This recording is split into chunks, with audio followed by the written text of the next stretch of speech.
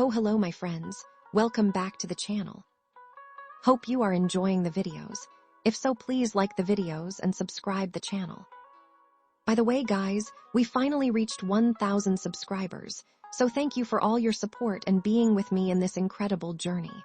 As a way to celebrate this, I will be uploading the next part of other series in the channel, which are in halt for a long time within this week. So, you can check them out too. Now, back to the story. When he arrived at Dud Manor, he happened to see Henry chatting with George in the common room. Reminded that the head prefect was also coming with them to Westshire, Ethan decided to discuss a few things with him before they set out on their journey. "Sir Henry, are you free right now?" Ethan asked.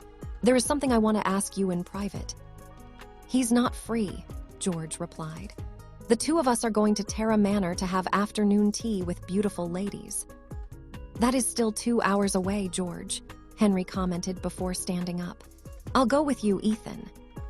George let out an exaggerated sigh before looking at Henry as if he was some kind of traitor. Ethan could only shake his head helplessly because he was already used to George's antics. When the two finally entered Ethan's room and properly closed the door, the young man immediately asked his head prefect about his thoughts on the upcoming expedition. "I'm not gonna lie, Ethan," Henry said. "I am very worried about this mission. I'm sure that all the races are gathering their geniuses and prodigies. When you put all of these arrogant and strong-willed people in one group, conflicts of interest are bound to arise. Also, not all of them have legacies, so it's very easy to get tempted by such power. Not everyone is fine with staying mediocre for the rest of their lives.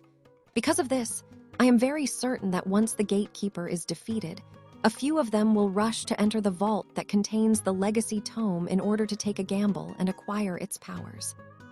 I'm telling you now, there's a high possibility that there will be a bloodbath. If worst comes to worst, I will drag all of you out of the legacy domain. Since the adults will also stay to guard the legacy gate just in case that scenario happens, it will be best to leave it to them." Ethan nodded his head in understanding, because he shared the same sentiment with his head prefect. If the worst-case scenario were to indeed come to reality, then it would be best to run away and ensure that they would all live to fight another day. 2 days later, Ethan, Nicole, Henry, and Rowan all stood at the deck of Lord Edmund's flying ship.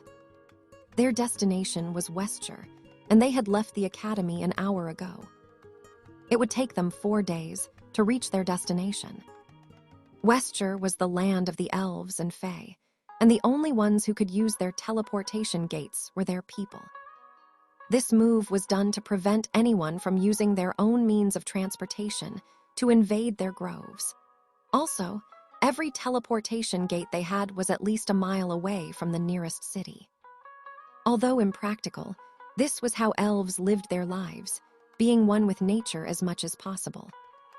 Also, unless one was traveling through the air, they would have to enter ancient forests that could easily confuse those who enter them, making them unable to tell which way was the right way.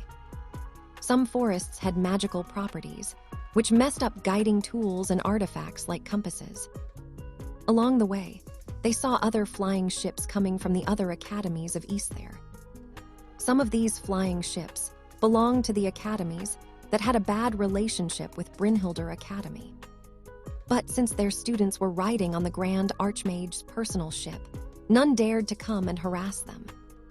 A few days later, dozens of flying ships arrived in Westshire and landed in the areas that were designated to each of them by the Elven Council. "Remember, no matter what happens, stick together," Professor Barrett, who had decided to tag along, said firmly. "Destroy the legacy tome and don't let it fall in the hands of others. Anyone who defies that rule will become everyone's enemy. Use force if you have to." The 4 teenagers all nodded their heads at the same time. Ethan had come prepared and was carrying 12 magical batteries, which were all powered up by Luna's moon magic. He even had 2 of her condensed magic power orbs stored inside his heart, which he could use for emergencies. "Let's go," Lord Edmund commanded. "Don't worry about your rival academies. They will not cause trouble while I'm around."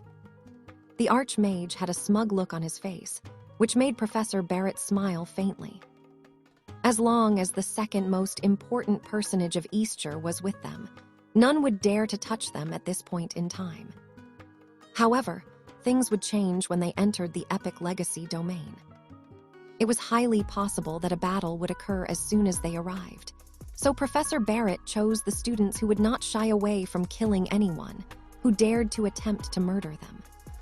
Just the mere sight of Henry and Rowan, who were both known to be cold-blooded mage killers, was enough to deter some of the students from the different academies that had a deep and profound hatred towards Brynhildr Academy. They walked deep inside the forest for half an hour before arriving at a wide clearing. In the center of it was a golden orb that was the size of a basketball ball. This was the entrance that would lead to the Epic Legacy domain, but according to the elves, they had concluded that it would open at sunset. Since the gate's opening was still a few hours away, Professor Barrett stood guard to protect his students, while Lord Edmund made his rounds.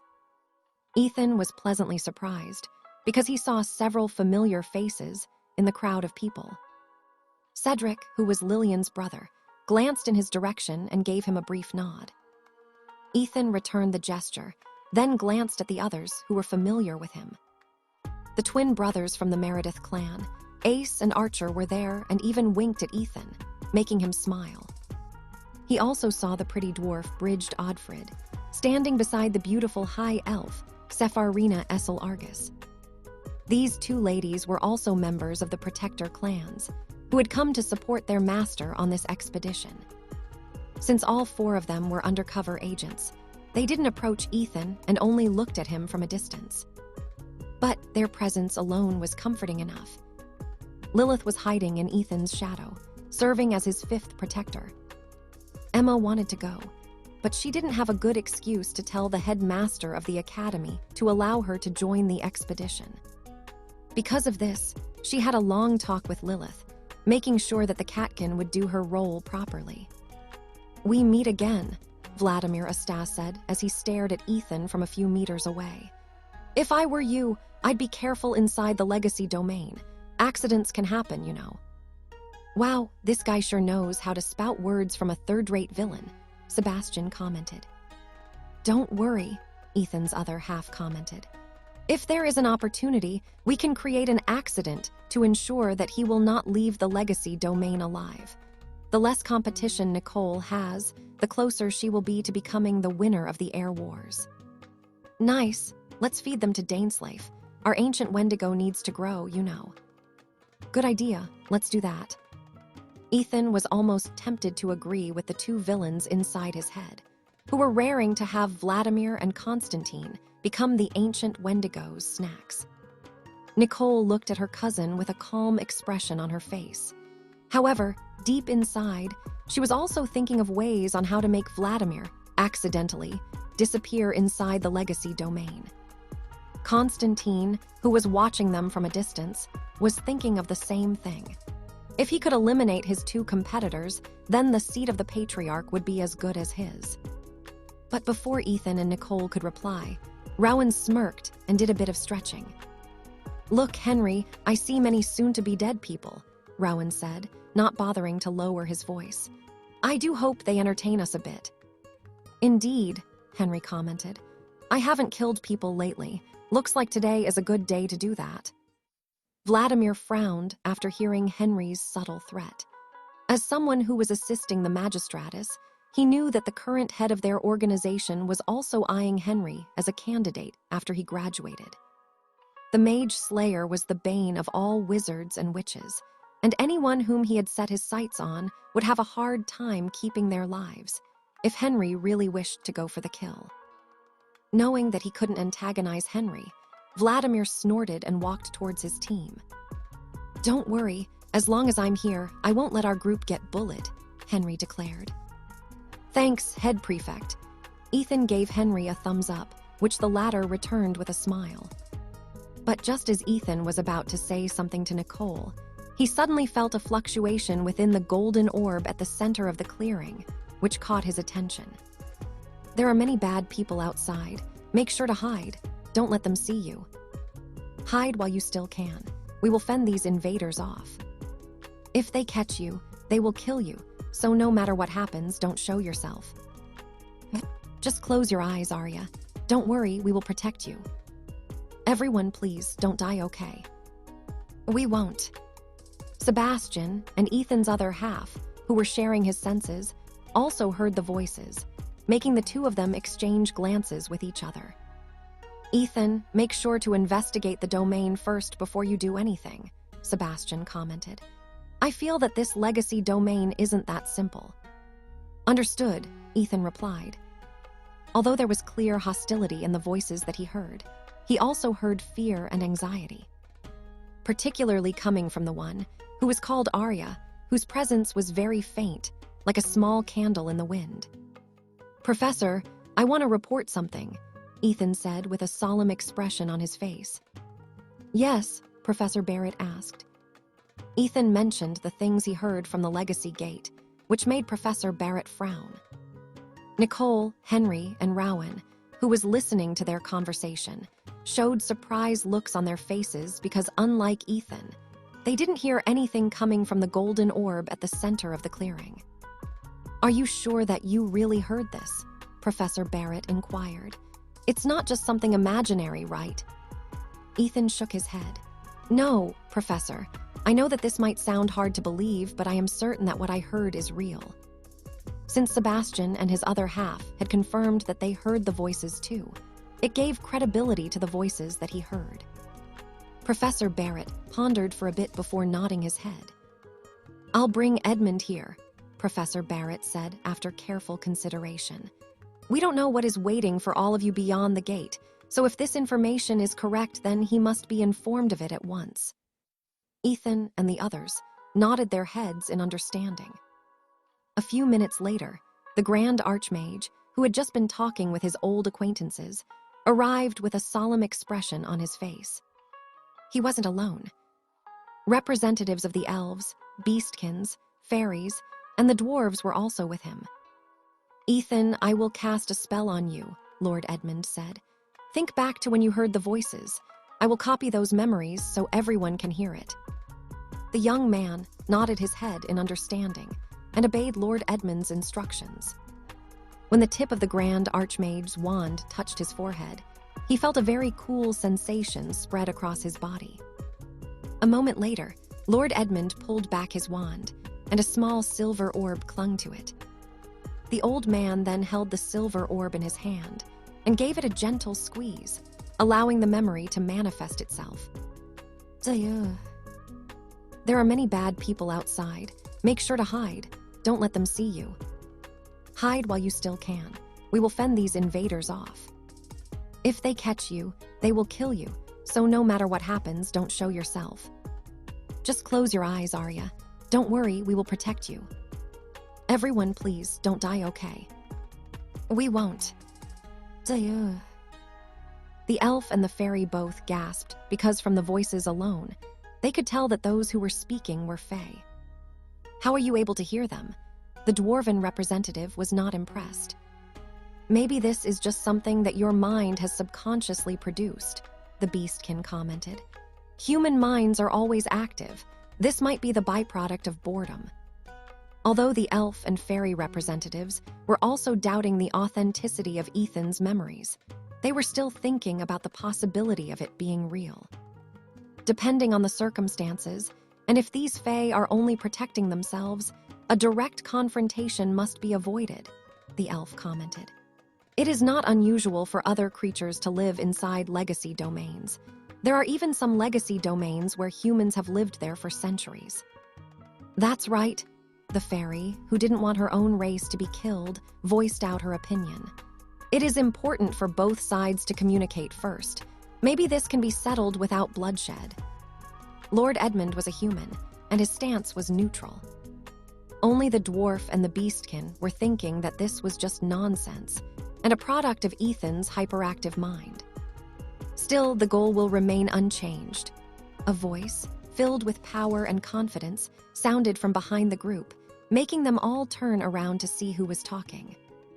There, they saw a devilishly handsome man who was standing 2 meters tall, and wearing a fur cloak that made him look intimidating. He had long red hair, and his green eyes gave a gaze that was as sharp as knives, making those who look at him feel threatened. The man looked like someone in his late 30s, and yet the power that was emanating from his body made Ethan feel as if he was facing someone who was at the level of Professor Barrett. But when Ethan saw the two people standing beside the handsome man, his body involuntarily shuddered, making his eyes widen in shock. "I knew it," Lily's sister, Lyall, immediately lunged at Ethan and grabbed hold of his arm. "I smelled a familiar smell, and it seems that my nose didn't fail me. Ah, Ethan, we met again after a long time." The young lady with long red hair didn't hesitate to wrap her arms around Ethan and buried her face on his neck, sniffing his scent like a dog. "Oh no, you've become stronger than the last time I saw you. This is not good," Lyall said in a very seductive tone. "I might not be able to stop myself from taking a bite, you know."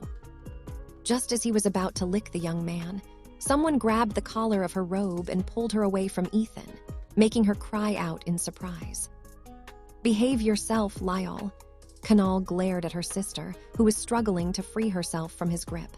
"Did you forget that father is here? Do you want to get scolded?" The young lady's body immediately went limp and no longer made any move to escape her brother's grasp. Due to how much she missed Ethan, she momentarily forgot that their father was also here, and she had a feeling that her earlier act would earn her some form of punishment later on. Long blue hair and blue eyes, Lily's father, Seth, eyed Ethan from head to foot. "You must be Ethan. I've heard a lot about you from my daughters and my son, Kanal." "Ethan Gremory," Ethan said, holding Seth's gaze fearlessly. "I am Lily's mate." Tilda, Lyall's face flushed after hearing Ethan's declaration. "Ethan, call me your mate too. Please, just this once. I want to hear it, please." Ethan ignored Lyall and didn't avert his gaze from Seth, who was eyeing him with killing intent. The two stared at each other for a few seconds before both of them moved at the same time. Seth unleashed a quick jab, aiming for Ethan's chest, while the young man summoned his sea god's trident and blocked his punch. A booming sound exploded in the surroundings, making everyone gaze in the direction where they heard it.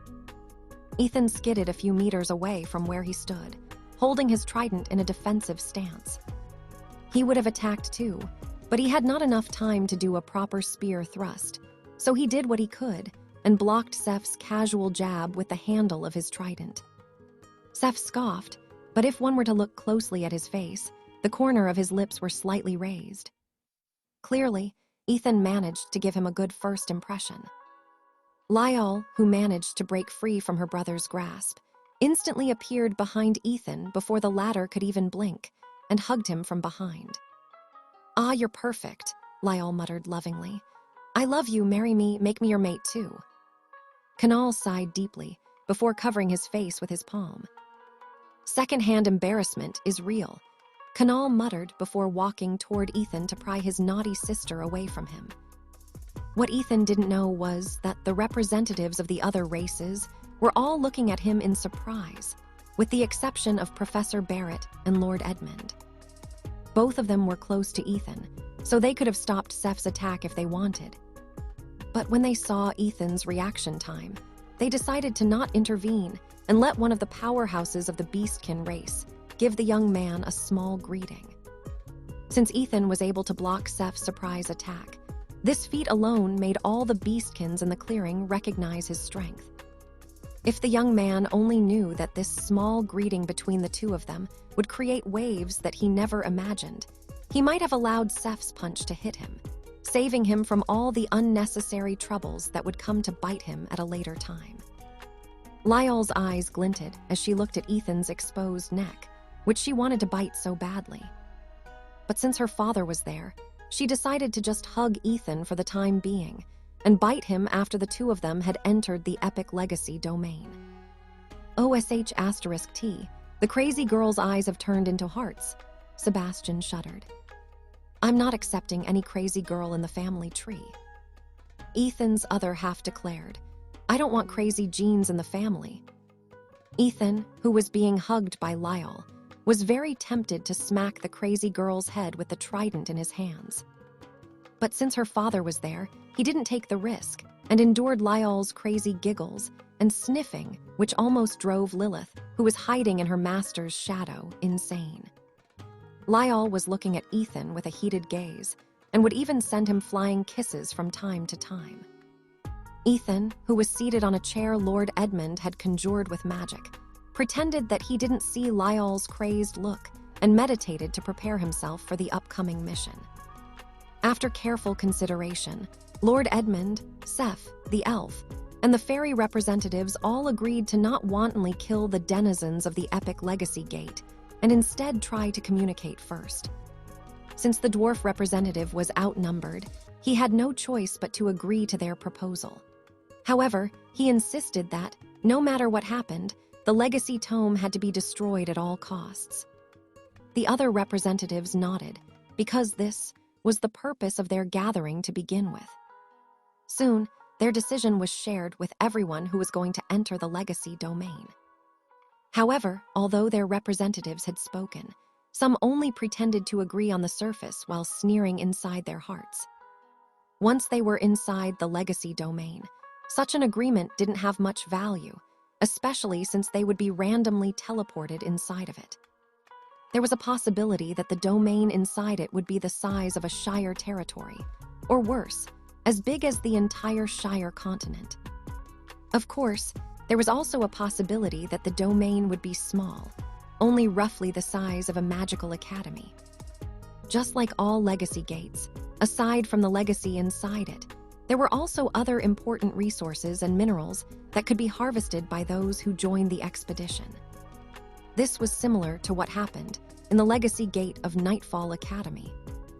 But there was just one difference. The altar of the Legacy Tome would always be in the center of the domain, emitting a strong golden light that reached up into the sky. The gatekeeper couldn't move far from the gate it was guarding either. Because of this, all of those who had joined the expedition would know which direction to head to. At most, it could wander a mile away from the gate, but not more than that. Although Ethan wasn't certain, he guessed that the gatekeeper of the domain was the fae called Arya. She sounded so cute and adorable that she reminded him of Selene, who had now become Luna's familiar. I hope I won't have to kill her, Ethan thought. He didn't mind killing, especially when the one whom he had to kill wanted to kill him first. It was just that, after living in the lands of Alester, he learned to value and respect life and would only hunt beasts if it was absolutely necessary. As the sun slowly descended to the west, the golden orb at the center of the clearing gradually expanded. When the sun had truly dipped below the horizon, making the sky turn reddish-purple, a golden portal materialized in front of everyone. Ethan slowly stood from his seat and glanced at the portal, which they would soon enter. All of you are free to decide on what to do, Professor Barrett stated. But whatever happens, support each other. Unless it is truly an exceptional one, ignore any resources you see and head straight to the altar. You are free to farm resources after you've destroyed the Legacy Tome. The domain will remain open for 3 days after you destroy the Legacy, so prioritize that first.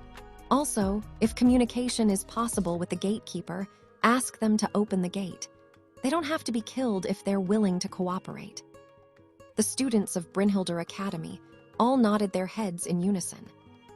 Everyone, the gate is now stable, Lord Edmund declared. You may enter the Legacy Gate. They didn't need to jump into the portal directly in order to enter the domain. As long as those who were qualified to enter it were within 10 meters of the portal, they would immediately be sucked into it. See you all at the altar, Henry said before walking towards the portal alongside Rowan. See you inside, Nicole smirked before she too ran toward the portal.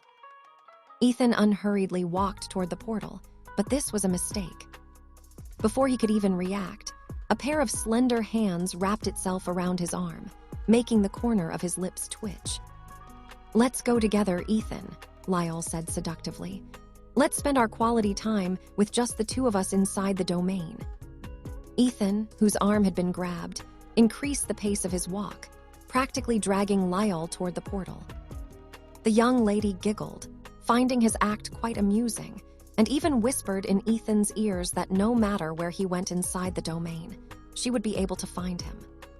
Kanal, who was walking behind Ethan, almost felt pity for the teenage boy, whom his sister had locked her sights on. Since he was still of age, he would also participate in the expedition and ensure that the legacy was destroyed. Nearly 15 minutes later, only the adults were left outside of the golden portal. They all stayed behind just in case one of those who had entered the portal suddenly decided to acquire the epic legacy as their own. If that were to happen, none of them would hesitate to go for the kill for the sake of the safety of the Shire continent. They might be rivals, but when it came to crucial moments like this, they were truly united. If there were any outside threats that threatened them all, they would naturally band together and repel the enemies with everything they had. He's not half bad, right? Professor Barrett summoned a chair and sat beside Seth, who was sitting cross-legged on the ground.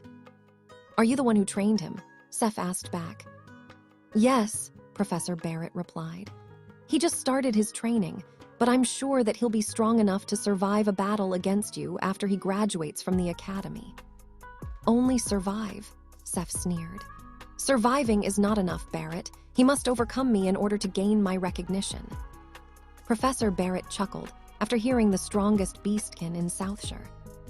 What makes you think that Ethan needs your recognition? Professor Barrett asked in a teasing tone. No, Seth, Ethan doesn't need your recognition. We'll see about that. If that makes you sleep at night, then go ahead, knock yourself out. The two continued to exchange barbed words with each other, not backing down in the slightest. I'll borrow him when this expedition ends, Seth stated. I'm sure he can take a few weeks away from your academy, no? That might be difficult. He already has a prior engagement, Professor Barrett sneered. Also, don't think that you can drag our students away just because you want to. That's not how the world works, Seth. It seems that you are starting to go senile, Barrett.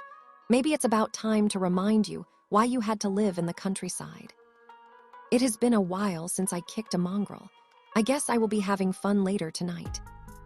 Both of them had exchanged blows with each other multiple times in the past, and Seth was one of the handful of people who knew that Professor Barrett actually possessed a complete resonance.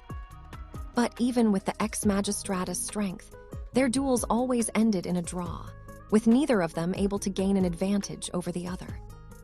Because of this, they had recognized each other's strength and were able to talk like equals, which was something that not many in the Shire continent could do, especially when one of them was the reigning beast king of Southshire. After Ethan entered the portal, he found himself in what seemed to be a wetland. Somehow, there was enough firm land to use as footing, but the surroundings were not much more than grasses and water. As the young man looked around his surroundings, he noticed a faint golden light in the distance, reaching up to the heavens. So that's where the altar is, Ethan thought, and also the place where everyone is headed to. Ethan then summoned his wind dancer, intending to fly toward his destination. However, nothing happened. At first, he thought that the magic crystal that allowed it to fly was drained of magic, but after a quick check, he saw that it was still brimming with power. This only meant one thing: flying didn't work in this environment. However, just to make sure that his guess was correct, Ethan summoned his wand and cast the spell, Fairy Fuga, which gave him fairy-like wings behind his back. He was already expecting his spell to not work, but after a few flaps of his wings, his body rose up from the ground. So I can fly if I have wings, or is it only limited to fairy wings? Ethan mused. During the discussion with the representatives, he remembered that the voices he heard seemed to belong to fairies, which might be the reason why he could fly using fairy wings. Since he had stocked up on magic powers before leaving the academy, this also meant that he also absorbed fairy magic by kissing Ruby and the other fairies in the garden of the academy. This allowed him to use fairy magic, which was something that he was already familiar with. As Ethan flew toward his destination, he saw several students on the ground, either running or walking toward the golden pillar in the distance. Naturally, Ethan didn't escape their notice, but they made no move to stop him. Even after flying for quite some time with his fairy wings, the golden light still seemed to be very, very far from his current location. According to Sebastian's estimate, it was highly likely that Ethan would take around half a day to reach his destination. Just as he was pondering on how to get there faster, he noticed something interesting in the distance. Someone was actually running over the water at great speeds, sending a cloud of mist trailing behind them. However, seeing who it was, Ethan immediately decided that ignoring the person was the best course of action. But there was one problem. That person had no plans of ignoring Ethan. "Elyon," Lyle shouted. "Wait for me." Sebastian looked amused as he looked at Lily's sister, while Ethan's other half groaned and covered his face with his right hand after realizing that the crazy girl had somehow been transported near Ethan's location. "You who Tilda, why are you ignoring me?" Lyle asked as she caught up with Ethan, who was flying over a dozen meters above her. "Is this what they call hard to get? Is that your strategy, huh?" "I don't see anything," Ethan chanted in his mind. "I don't hear anything." The young man didn't even give Lyle a sidelong glance and continued to fly as fast as he could. However, the crazy girl with long red hair only found his reaction quite endearing. She continued to run right under Ethan because she had no intention of letting him get away. But after an hour of running, something unexpected happened. Several water fairies emerged from the crystal clear waters and started shouting at them. "Intruders. Don't let them reach Arya. Attack." There is a big fairy flying overhead. Should we attack him?" "Why would you think of attacking one of our kind? Target that crazy girl over there." "Right, attack the crazy girl who is chasing our kind. Bring her down." "Attack. Everyone attack." The water fairies began to summon countless water bullets and aimed them at Lyle, whom they thought was targeting their comrade at arms. At first, Ethan couldn't help but smirk because he found the fairies' words amusing. However, the smile didn't last long because he suddenly felt a burst of killing intent that spread out from Lyle's body. "You little insects," Lyle roared. "Don't get in my way." Lyle zigzagged across the water, evading the water bullets skillfully. Her claws then extended in preparation for her counterattack. With one swipe of her hand, a crimson crescent blade flew towards the fairies, who were still bombarding her with countless water bullets. Lyle's attack was swift and deadly, leaving the water fairies no time to evade. But just before the attack hit them, Ethan summoned a wall of ice, stopping the attack in its tracks. "Our comrade saved us," one of the water fairies shouted. "I knew it, he's on our side," another water fairy shouted.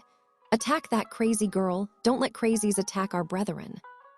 But just as the fairies were about to unleash another bombardment, Ethan shouted, stopping them mid-cast. "Wait, stop, don't attack her, she's not an enemy. Lyle, don't attack the fairies." The crazy girl, who was about to start a one-sided massacre, immediately retracted her claws and smiled sweetly. "Anything you say, darling Tilda," Lyle said before stopping in front of Ethan and giving him a tight hug. "Heh, Tilda, make sure you don't run away from me, okay? If not, you know what will happen to these girls, heh." All the water fairies looked at their comrade and shook their heads at the same time. No good, he stuck it inside the crazies. There's no going back for him. Oh, the poor thing. Is that the reason why he became large? Wait, now that I've taken a good look at him, he's not a fairy. What? Is he a human? How come he can use fairy magic then? He tricked us. He's not a comrade. All the fairies who originally thought that Ethan was one of them immediately raised their guard, summoning countless hydro balls, ready to strike. "Wait, don't attack, let me speak first," Ethan shouted. "We won't believe you." A water fairy glared at the young man, who was not a fairy like her. "You won't deceive us. We know you came because you want to kill Arya. We won't let you do what you want. This is our home, we will protect it. Eliminate all intruders. Protect Arya. Protect Arya." Seeing that the situation was desperate, Ethan decided to use his trump card. He took out a bag from his storage ring. After swiftly fishing out a handful of candies from it, he threw them into the air. The fairies, who were about to unleash a magical bombardment, all froze for a brief moment before making a mad dash toward the candies that were falling from the sky. Mine. What's this sweet thing? Is this the food of the gods? OMO, this is good. Wow, is he the mythical sugar daddy that was mentioned by those two adorable twin girls who accidentally entered this place a year ago? Oh, are you talking about Maple and Cinnamon? Those two are good girls. They shared with us those things they called gummy bears. Then is he a sugar daddy? If he is, then we can't hurt him. Must protect. Ethan grabbed another handful of candies and threw them high in the air, making the water fairies cheer in happiness. The candies that fell in the water were easily retrieved by some of the fairies, who were originally waiting to ambush Ethan and Lyall should they manage to pass their first line of defense. Now, over 100 of them were fighting over the candies Ethan had thrown, scrambling like pigeons in a park that were being fed with bread crumbs. Lyall watched this scene with amusement while hugging Ethan from behind. If Ethan didn't want her to hurt these fairies, then she wouldn't hurt them. After all, she didn't want to do anything that would make the handsome young man she liked hate her. With this, a temporary truce between Ethan and the fairies was established. Unfortunately, some of the wizards and witches who were teleported inside the domain thought differently. They didn't even bother to communicate with the water fairies and immediately engaged them in combat, causing some of both fairies and invaders to die. As the news spread inside the domain, the fairies, pixies, and high pixies all banded together to eliminate the invaders, who decided to destroy the peace of their world and avenge their fallen comrades with a vengeance. So, everyone is headed toward the sacred altar to kill Arya. The high pixie, who was guarding the location where Ethan appeared, frowned while munching on a piece of candy. You're going to do this in order to obtain the epic legacy hidden inside it, as if we will allow anyone to kill Arya. That's right, a water fairy shouted. We will not allow anyone to kill Arya. They won't be able to kill her if we kill them first. Yes, kill. Death to all invaders. Death to all, except Sugar Daddy and this crazy girl. Maybe we should still eliminate this crazy girl. I don't like the way she clings to our Sugar Daddy. Is she perhaps after that thing they call a lollipop? She wants Ethan's lollipop. Well, I guess she can have it as long as she behaves. Well, those who like sweets can't be all bad people, right? Even if she's one of those crazies. Even if she's one of those crazies. Lyall, who was being badmouthed by the fairies face to face, smirked when they heard them talking about Ethan's lollipop. Well, in a way, they weren't wrong. She didn't like sweet things, but she didn't mind taking a bite of Ethan's lollipop. While they were all discussing, a water fairy coming from the west shouted the moment she sensed the presence of the other fairies. Bad news, the invaders managed to breach our first line of defense, the water fairy shouted as tears fell from her eyes. Our comrades were killed. There were so many of them. They have this scary guy who controls gravity. Her vision was blurry from tears, and because of that, she wasn't able to notice Ethan and Lyall right away.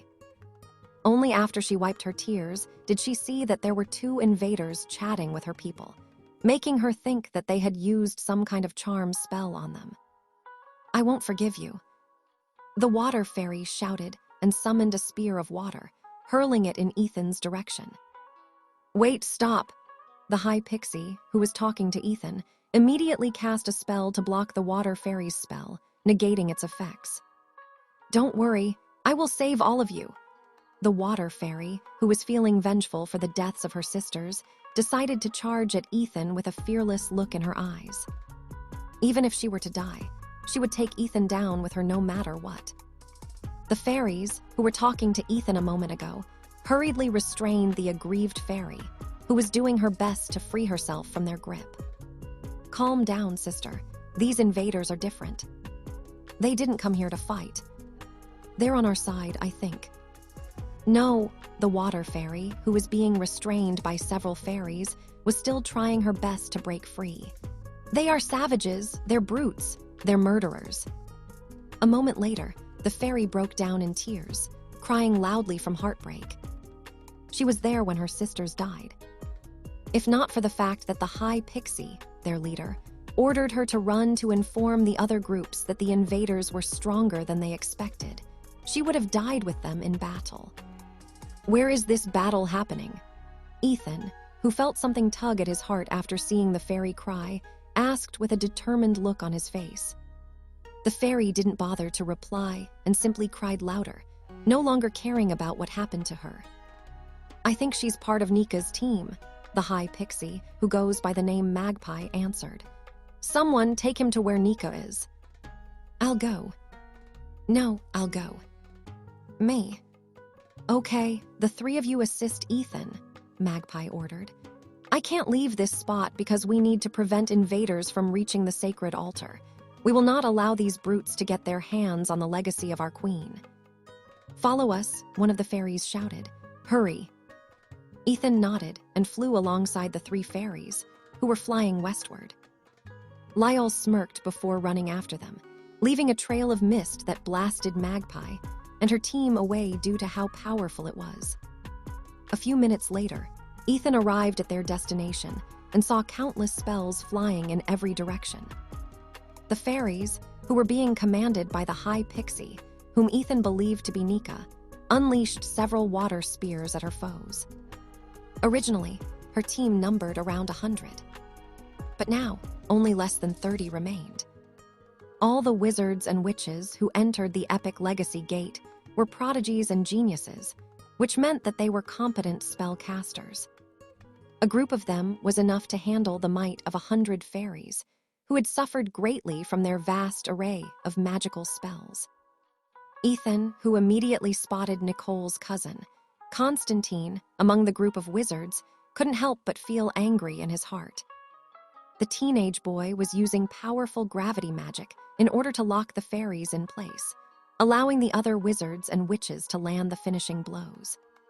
Just as a wind blade was about to cut the High Pixie, Nika, in half, Ethan appeared before her and dispersed the wind blade with his trident. What are you doing? The wizard who had unleashed the wind blade toward the High Pixie shouted. I should be the one asking you that question, Ethan growled. What do you think you're doing? All of us were ordered to not harm the fairies and try to resolve things through dialogue. Ha, dialogue, Constantine sneered. Why should we lower ourselves to converse with these pests? Our goal is to destroy the legacy tome. Anyone who stands in our way will be killed. Since you are siding with the fairies, that means that you're betraying us, right?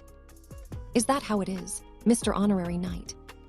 Constantine disliked Ethan very much, especially after what happened at the royal party. Back then, he was raring to teach him a lesson, but because the adults were around, he could only hold himself back. Now that there were no elders watching over them, he believed that this was the perfect opportunity to eliminate the boy, who was backing up Nicole in the air wars. I'll give you one last chance, Constantine stated. Kill these fairies and prove that you are on the side of humanity. If you don't, that means that you are a traitor who plans to take the epic legacy and use it as his own. Now choose. Since there were 20 wizards and witches on his side, he couldn't possibly attack Ethan without rhyme or reason. By asking him to kill the fairies, he was showing that he was a magnanimous person who was more than happy to give Ethan a second chance. But deep inside, Constantine hoped that Ethan would defy him. If that happened, then he would have the evidence and excuse that Ethan betrayed them. This would give Constantine enough justification to go for the kill, eliminating the variable that stood in his way of winning the air wars. I'll give you one last chance, Constantine shouted, pointing his wand at Ethan. Within 5 seconds, you are to start killing these fairies. If not, we will consider you our enemy. Now choose. Lyle, who was standing a meter away from Ethan, arched an eyebrow, waiting for Ethan's decision. The young man then waved his hand, creating countless water snakes that took Nika and the surviving water fairies away from the battlefield. "Choose," Ethan asked in disdain. "This is my choice." As soon as Ethan declared those words, the wetlands trembled as the waters in the surroundings rose to answer his will. Countless water snakes surrounded Ethan like guardian beasts, ready to lunge at the enemies of their lord. "Good," Constantine laughed. "Now die." All the wizards and witches unleashed their spells at the same time, including Constantine, who intended to bind Ethan so that all the spells of his teammates would hit their targets. Ethan frowned when he felt that his body was starting to become as heavy as lead, unable to move from where he stood. The trident in his hand also became so heavy that its tip embedded itself in the marsh, right beside where he stood. Constantine thought that as long as Ethan couldn't move his body, he wouldn't be able to cast any spells, making the smirk on his face widen. However, this didn't pose a problem to Ethan. As long as he was surrounded by water, there were a lot of things he could do. Ethan sneered just as the spells were about to hit him. A moment later, his body suddenly shot up toward the sky, propelled by the eruption of a geyser that appeared under his feet.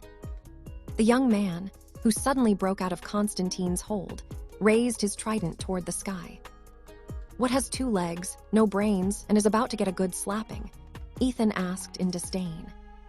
Constantine and the others, whose spells didn't hit their target, didn't bother to answer Ethan's question and aimed their wands at him for the second time.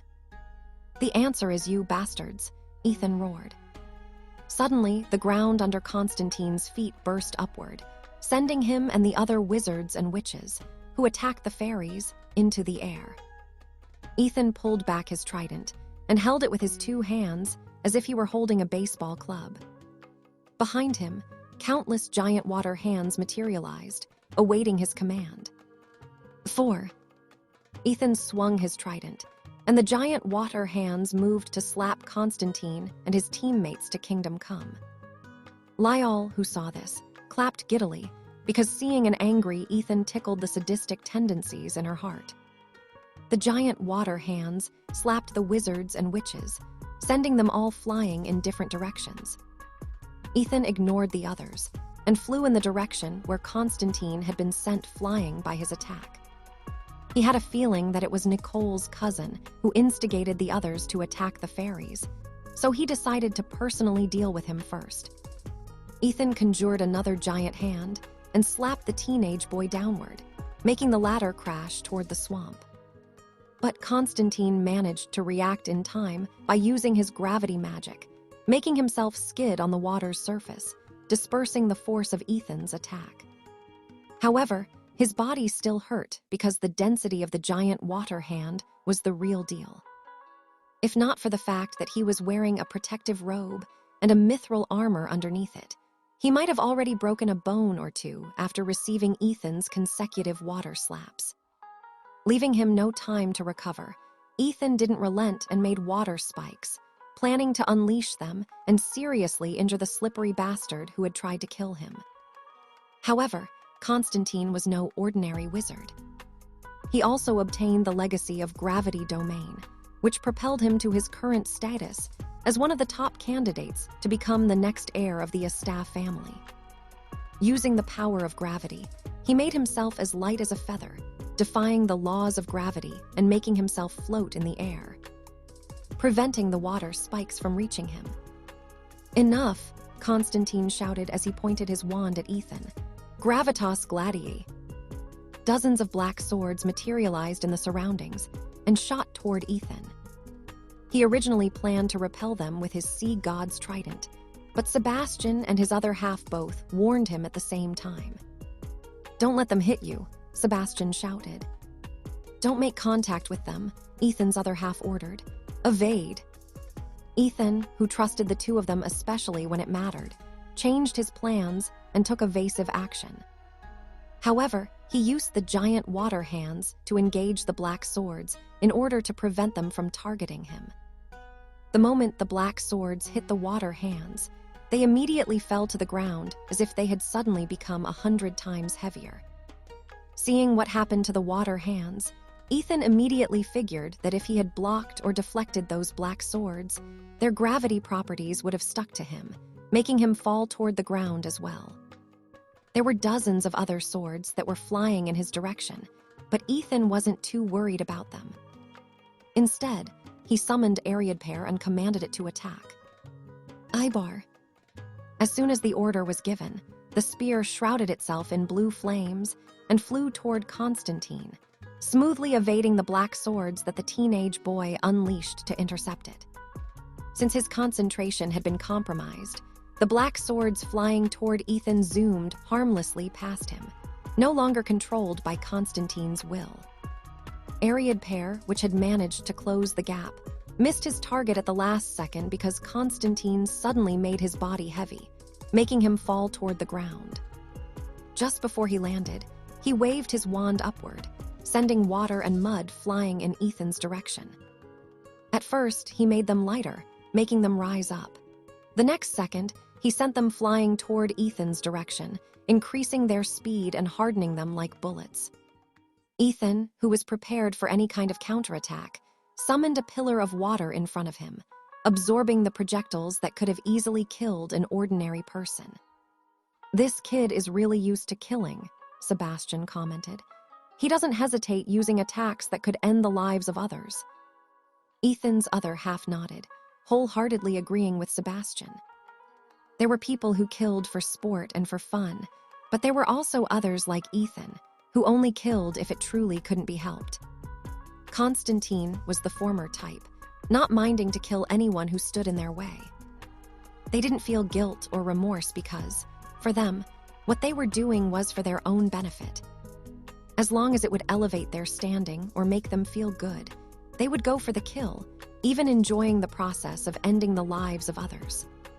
The power of gravity, what a terrifying brat, Sebastian narrowed his eyes. This is already an epic-level legacy. Fortunately, he still hasn't fully mastered his powers. This is why we should end him here before he can do that, Ethan's other half stated. Do not hesitate, Ethan. This person will only kill more innocents if you allow him to live. Ethan nodded in understanding, as he once again commanded Pair to attack. Suddenly, Ethan's and Constantine's gaze met for a brief moment, allowing the former to see the sneer on his opponent's face. Gravity domain. Suddenly, Ethan's surroundings turned pitch black as he was engulfed in a jet-black dome of darkness. A few seconds later, he felt an overwhelming weight crash on his body, pinning him to the ground. Constantine's crazed laughter reverberated inside the dome of darkness, echoing across its walls. "What's wrong, Mr. Honorary Knight?" Constantine asked with a sneer. "Where did your earlier spunk disappear to? You really think you're a big shot, huh?" The teenage boy with short blonde hair and gray eyes walked leisurely toward Ethan, as if he were strolling in a garden to admire flowers. The devilish sneer plastered on his face widened, because the person lying on the ground in front of him was a very big fish in the wizarding world. Ethan Gremory, the person who was able to summon a partial resonance and had helped defend a city from a dungeon outbreak. Frankly, Constantine wasn't too impressed by Ethan's achievements, thinking that if he had been there, he would have easily defended the city from the dungeon monsters. As for his partial resonance, what about it? Even a powerful wizard had no choice but to bow their heads in the face of gravity. "What's wrong, Mr. Gremory?" Constantine crouched down as he looked at Ethan with ridicule. "How does it feel to be crushed by 6 times the gravity of the world? I'm surprised you're even conscious at this point." Ethan, whose eyes were glowing golden, looked at the smug look on Constantine's face. The teenage boy already thought that he had the upper hand, and that Ethan's life or death was in the palms of his hands. But that was not the case at all. In fact, Ethan was waiting for the young man to come close to him so that he could use one of the aces he was hiding. He was even laughing in his heart because, by the time Constantine realized what hit him, it would already be too late for him to do anything. While it was true that Ethan was suffering under the crushing force that descended upon his body, it wasn't all cons, as this allowed him to better understand Constantine's abilities. Seeing Ethan's pained expression, Constantine lowered his guard and approached the young man lying on the ground, feeling confident that this would be his win. Knowing that the time was right, Ethan summoned the golden egg he received from Fortis Dud and flicked it toward his opponent using his thumb. The golden egg, which was unaffected by gravity, smashed into Constantine's chest, making him stagger. Suddenly, the teenage boy felt his magic power being sucked away at an extremely rapid pace by the golden egg, making him panic. Maintaining the gravity domain was a meticulous balancing act, and it required his full concentration and power. The golden egg, which had suddenly found a source of strong magical powers, didn't hesitate to go all out and stuck to Constantine like a leech, draining him of his magic, causing the gravity domain to start cracking. Having estimated that he only had a few seconds left to maintain his advantage, Constantine decisively crushed the token in his pocket, which made his body turn into particles of light. The moment he disappeared, the gravity domain shattered into countless pieces, allowing Ethan to return to the real world. Similar to the expedition in Nightfall Academy, some of the prodigies and geniuses were given tokens by their families and academies, which allowed them to escape from the legacy domain. Ethan and the others had them too, and they were personally given to them by Lord Edmund during their journey toward their destination. This was also why most of the wizards and witches were confident about being able to escape when their lives were in danger. Originally, Constantine had no plans of using it, but knowing that Ethan would not hesitate to kill him, he decided to escape while he still could. The golden egg, which had been sticking to Constantine like a leech a moment ago, fell harmlessly into the swamp. Losing its target, it then moved toward Ethan and jumped on his head, intending to eat his magic power for dessert. But before it could do that, Ethan grabbed it and swiftly returned it inside his storage ring, making him sigh in relief. There were actually 3 ways he could have countered Constantine's gravity domain. The first was to summon his own domain by using his grand aria. There, he would unleash a barrage of lightning while drowning Constantine in the sea. The second was to use the deck of cards, which were imbued with rune water magic, filling up the entirety of the domain with water, trapping Constantine inside of it. The effect was very similar to his grand aria, but instead of using his own magic, he would be using the magic imbued in the cards. Ethan was prepared to use the first 2 methods to deal with Constantine, but his other half had another idea. The golden egg given to him by Fortis Dud was special. It grew by absorbing the magic powers of wizards and witches. According to Ethan's other half, he believed that the type of magic power it absorbed would give it an advantage when it hatched from its egg. For this reason, he decided to let the egg suck up some of Constantine's gravity magic, allowing it the chance to gain the power of gravity when it was born. Too bad he managed to escape, Sebastian sighed. Don't worry. Second time's the charm, Ethan's other half smirked. Although he was a bit disappointed that Constantine managed to escape, he was certain that the next time the latter and Ethan met, the arrogant prick would become Daneslave's or the golden egg's dinner. Ethan shared his other half's thoughts. He had already marked Constantine as his prey. Since he was in the air wars, there would be plenty of opportunities for the 2 of them to meet outside of Brynhildr Academy. Just as Ethan was cleaning himself from the muddy water that had stained his robes, Lyall appeared beside him and helped fix his robe. That was amazing, darling Tilda, Lyall commented. Too bad he managed to get away. Don't worry. Next time I'll help you kill him. Just make sure not to tell my father, okay? Now that I've gotten a good look at her, I guess she's not too shabby, Sebastian commented. Well, I guess she has a cute side to her too, Ethan's other half nodded. But she's still a crazy, so no thank you. Ethan, who had finished cleaning his clothes, turned around to return to where the other fairies were. He wasn't aware that a mile away from him, Vladimir had seen how their battle unfolded using a magical telescope. A look of disappointment appeared on his face when he saw that neither Ethan or Constantine died in each other's hands. What a shame, Vladimir thought. If only the two of them weren't playing with each other and instead took the fight seriously, then one of them would have died, and the other would have been seriously injured. That would have been the best outcome for me.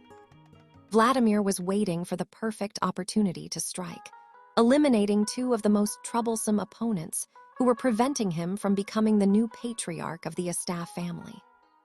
Still, I'm sure that Constantine will cause trouble for Ethan now that he is outside the epic legacy gate, Vladimir mused.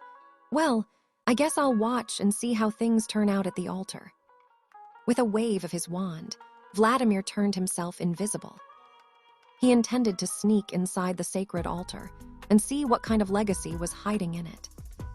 As someone who had great prospects, his only regret was that he wasn't lucky enough to have a fortuitous encounter with a legacy domain. While his magical powers were indeed truly exceptional, he still felt jealous of those who had their own legacies. If there was an opportunity to absorb the legacy tome without worry about being corrupted by its power, Vladimir was willing to take that gamble. He believed that as long as he obtained a legacy, he would rise up to become the greatest wizard of this era, surpassing those who had come before him. Ethan and Lyell returned to where the High Pixie, Nika, and the others were guarding. Seeing the two humans approach them, all of them raised their guards, but none of them attacked. They only took fighting stances, ready to fight just in case the young man had changed his mind and went against them. "The two of us have no intention to fight," Ethan stated. "My goal is to destroy the legacy tome inside the sacred altar, but I have no intention of killing the gatekeeper. Believe me when I say that this slaughter will not end until the golden light that can be seen from far away ceases to exist. If you want the water fairies to stop dying, then let me destroy the legacy tome and stop everyone's suffering." Nika didn't reply right away, because all of them had resolved themselves to fight to the death with the invaders. However, if such an option really existed, then it would save countless fairies, which was something that she wished to happen. "Do you swear by your soul that you will not harm our gatekeeper?" Nika asked. "I promise not to harm her," Ethan replied. "Words are cheap, so if you agree to one condition, we will allow you to pass." "I'm all ears." Nika glanced at her sisters and saw all of them nod at the same time. "We will cast a curse on you which will kill you instantly if you break your word," Nika stated. "Only by doing this will we escort you to the sacred altar, untouched." "Okay," Ethan answered in a heartbeat. He didn't even bother negotiating, which surprised all the fairies around him. Nika stared long and hard at Ethan's eyes before closing her eyes. "Fine, follow me," Nika said after a few minutes had passed. "What about the curse?" Ethan inquired. "There's no need for it. I decided to trust you, human. Make sure to not break my trust." "I won't." Nika nodded before facing her comrades. "Sisters, we head to the sacred altar in order to stop this war," Nika declared. "Call our other comrades and tell them to retreat. We will make our last stand at the altar." "Understood. I'll go tell the others." "Me too." "We will all retreat." "Leader, take the two humans. We will inform our other comrades to retreat." Nika nodded before making a gesture to Ethan to follow her. The young man didn't hesitate to fly behind the fairy, while Lyell ran after them, not caring if she was stepping on water or land. With Nika leading the way, the other fairies ahead didn't attack the two humans. However, they blocked Nika's path and asked her where she was headed. After a brief exchange, the other fairies understood what Ethan wanted to do. And since they could feel fairy magic emanating from his body, their impression of him was better compared to the other humans. "Spread the word," Nika pleaded. "I don't want our sisters to die a meaningless death. Let us all head to the sacred altar. With our numbers, even if they come, they won't be able to fight us all." Originally, the fairies thought that the invaders weren't that many and not very skilled. Because of this, they decided to create teams with 100 fairies, each in order to intercept any invaders. But those who joined the expedition understood that they were going to face resistance, so they all banded together and fought alongside each other. These wizards and witches were all geniuses, and they weren't some small fries whom the fairies could beat so easily. One by one, the fairies retreated back to the sacred altar as fast as they could. Unlike Ethan, the water fairies could instantly teleport to where their gatekeeper, Arya, was. Because of these, the battles that were happening all around the domain between fairies and the invaders immediately ceased as all the fairy teams hastily retreated. Nika, who was escorting Ethan, didn't teleport away because there was still a possibility that they would encounter other fairy teams who had still not been informed about what was happening.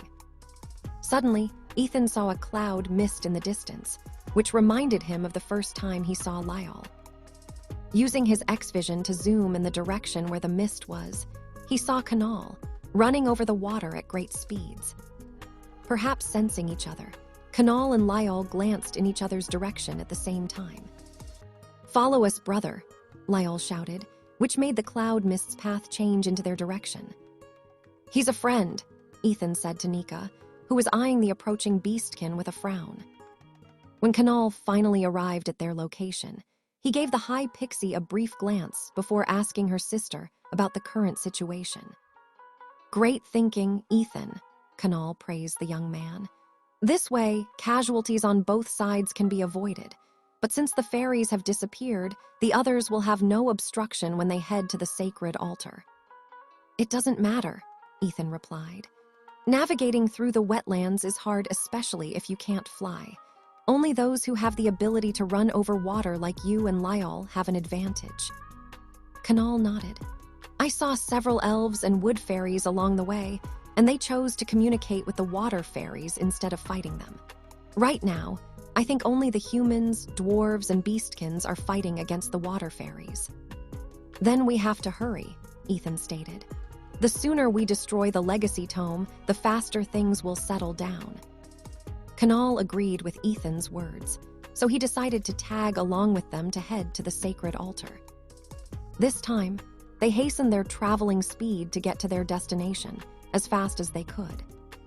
Ethan had fought against Kanal, so he was certain that they would be able to deal with any situation that might arise. Within the sacred altar, "Arya, what's wrong?" a high pixie asked the small water fairy who seemed to be having a stomach ache. "As something is happening," Arya said with a pained expression on her face. I can't, it hurts so much." The sacred altar, which was shooting up a golden beam of light toward the heavens, suddenly trembled. Arya, who was still writhing in pain, cried out as a beam of light erupted from her body and shot toward the altar. A moment later, the color of the beam of light changed from golden to royal blue, making all the fairies around it shudder. Then everyone heard it. A chilling voice filled with killing intent reverberated in the surroundings, making those who heard it stop in their tracks. "Mortals who mercilessly killed my subjects, do not think about leaving this place alive. You can run, but you can't hide.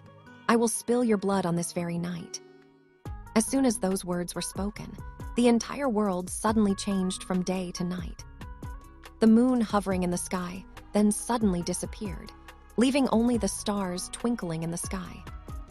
Ethan, who was flying alongside Nika, suddenly lost the wings on his back and fell toward the water, making Lyall cry out in shock.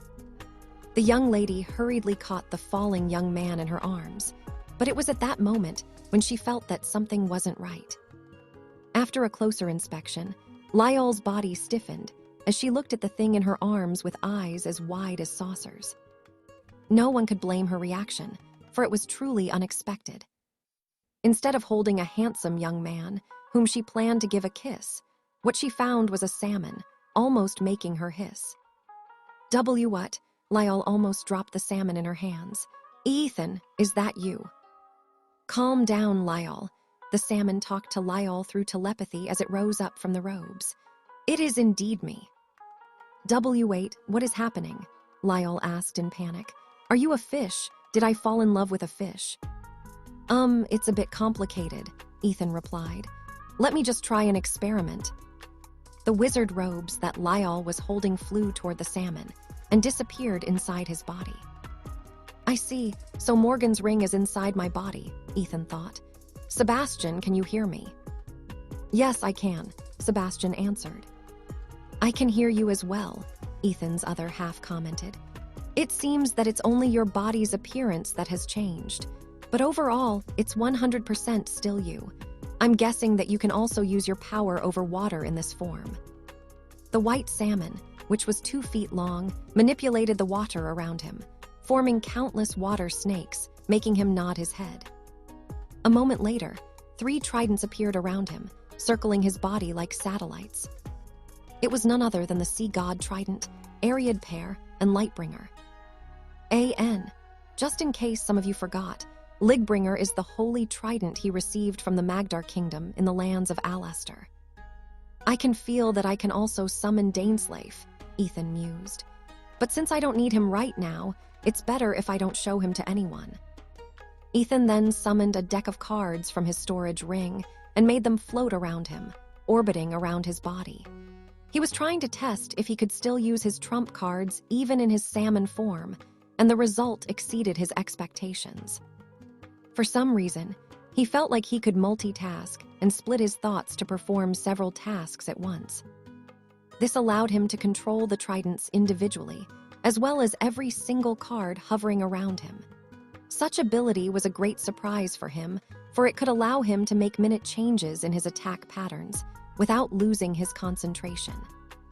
After confirming that he could still use his abilities, he returned his tridents and cards inside of his body before shifting his attention to Lyall and Kanal, who were looking at him with surprise. I obtained a legacy, and it's called the Great Therian Legacy, Ethan said through telepathy. This allows me to transform into different kinds of animals. However, I'm still unable to fully control it. Perhaps the voice that spoke earlier triggered my legacy, forcing me to take a salmon form, perhaps since we're surrounded by bodies of water. The young man knew that what he was saying was hard to believe, but he had no choice but to bullsh *T his way out of this mess. Gazing at the moonless sky, Ethan understood that his origin magic had reacted to the side effect of Mimir's legacy. On the first night of the new moon, until the sun set the next day, he would remain as a salmon.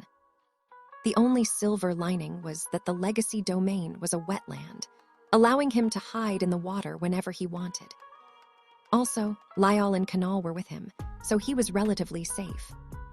That was what he thought, until he heard Lyall's next words.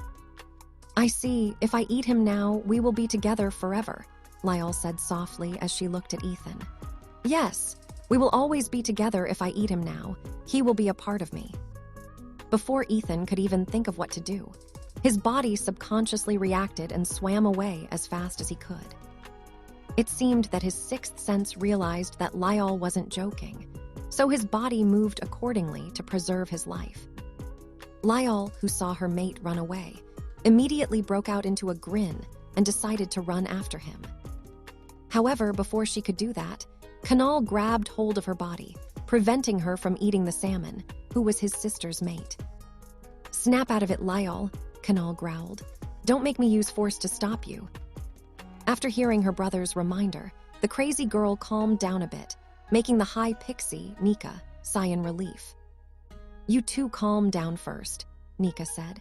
I'm going to follow Ethan just in case he comes across other fairies. The high pixie didn't even wait for any reply and flew after Ethan as fast as she could. She was quite surprised to see a salmon swimming 2 meters above the ground, as if it was swimming in the water. Ethan, aren't you going to wait for them?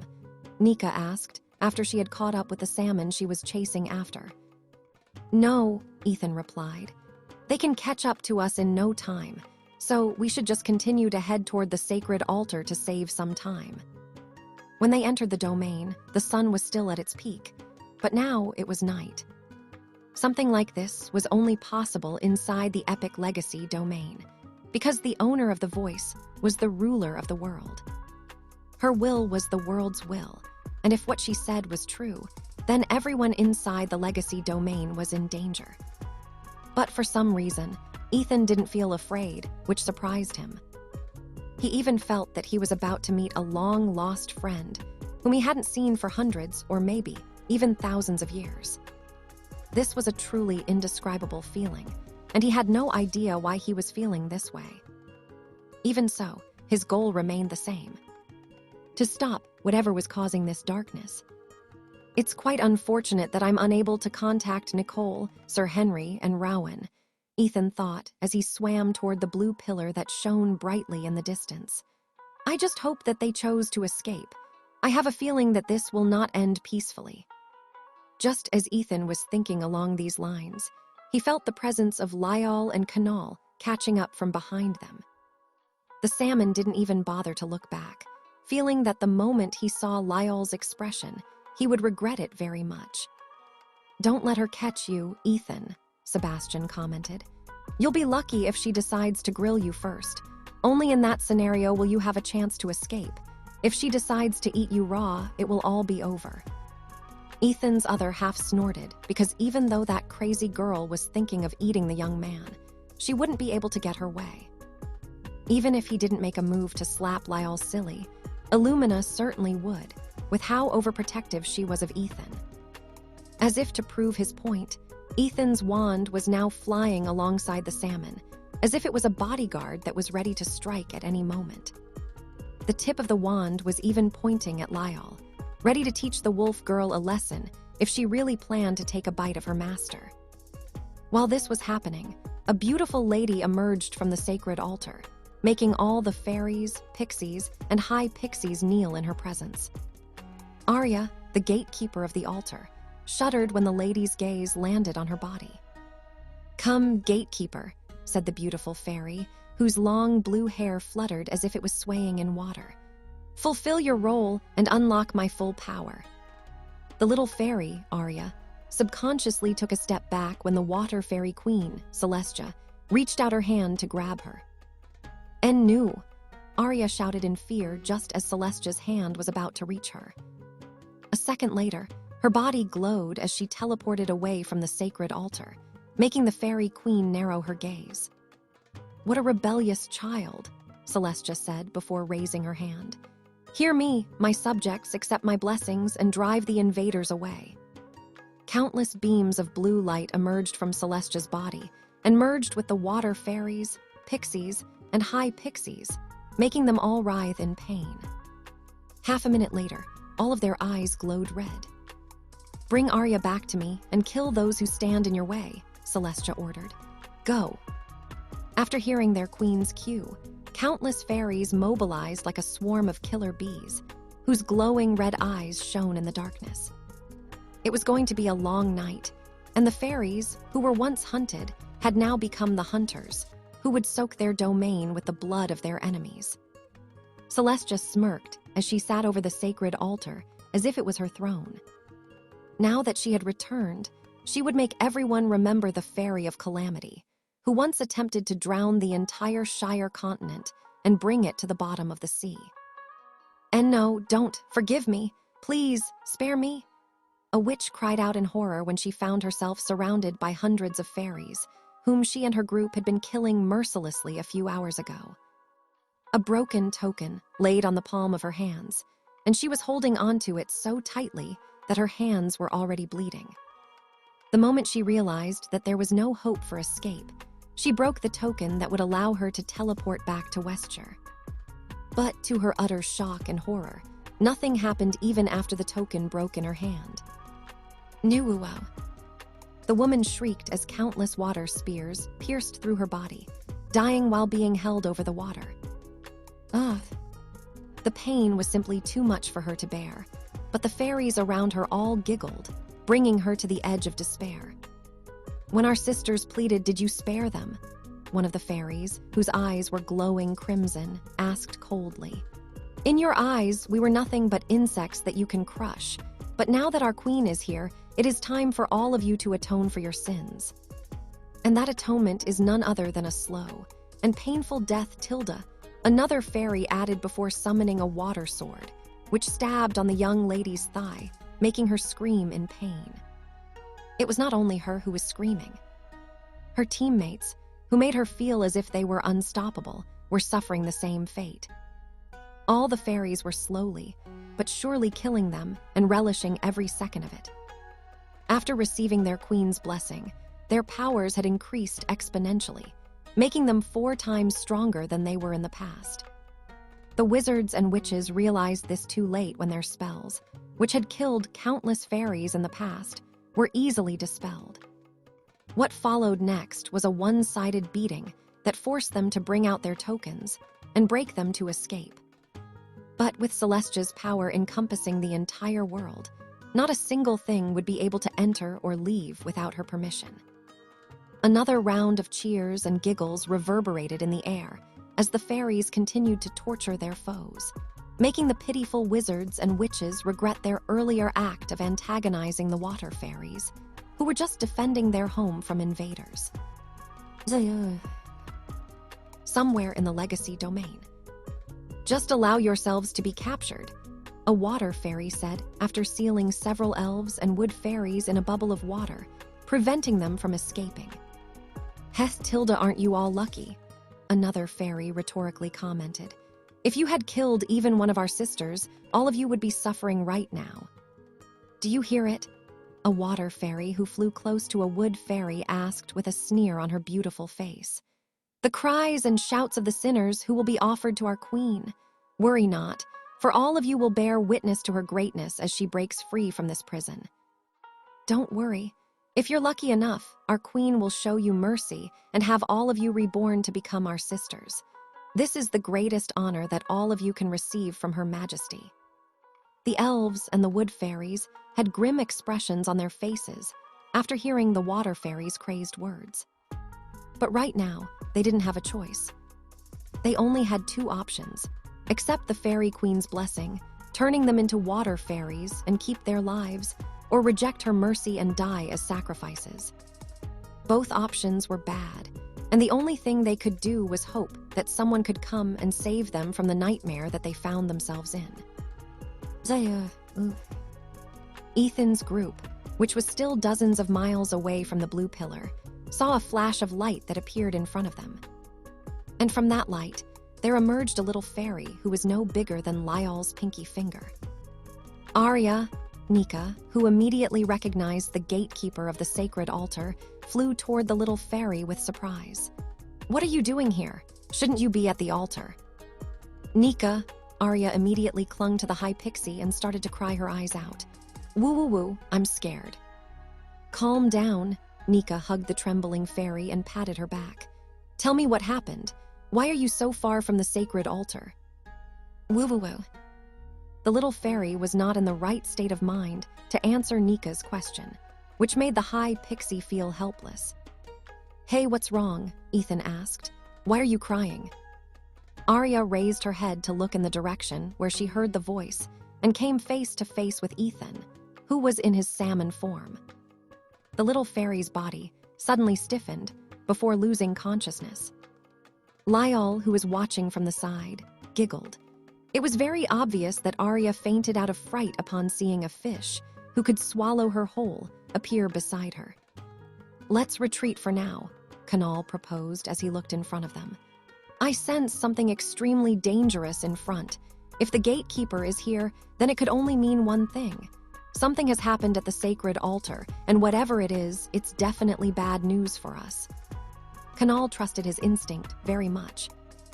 His senses were telling him that continuing to head to the altar was an extremely dangerous thing to do. Ethan, who also sensed danger ahead of them, nodded in agreement. "Nika, do you know any good places to hide in these parts?" Ethan asked. The high pixie nodded. "I know a place with clusters of tall water grasses. We can hide there." Although she didn't say it out loud, Nika also felt that something had gone terribly wrong, and the thought made her skin crawl.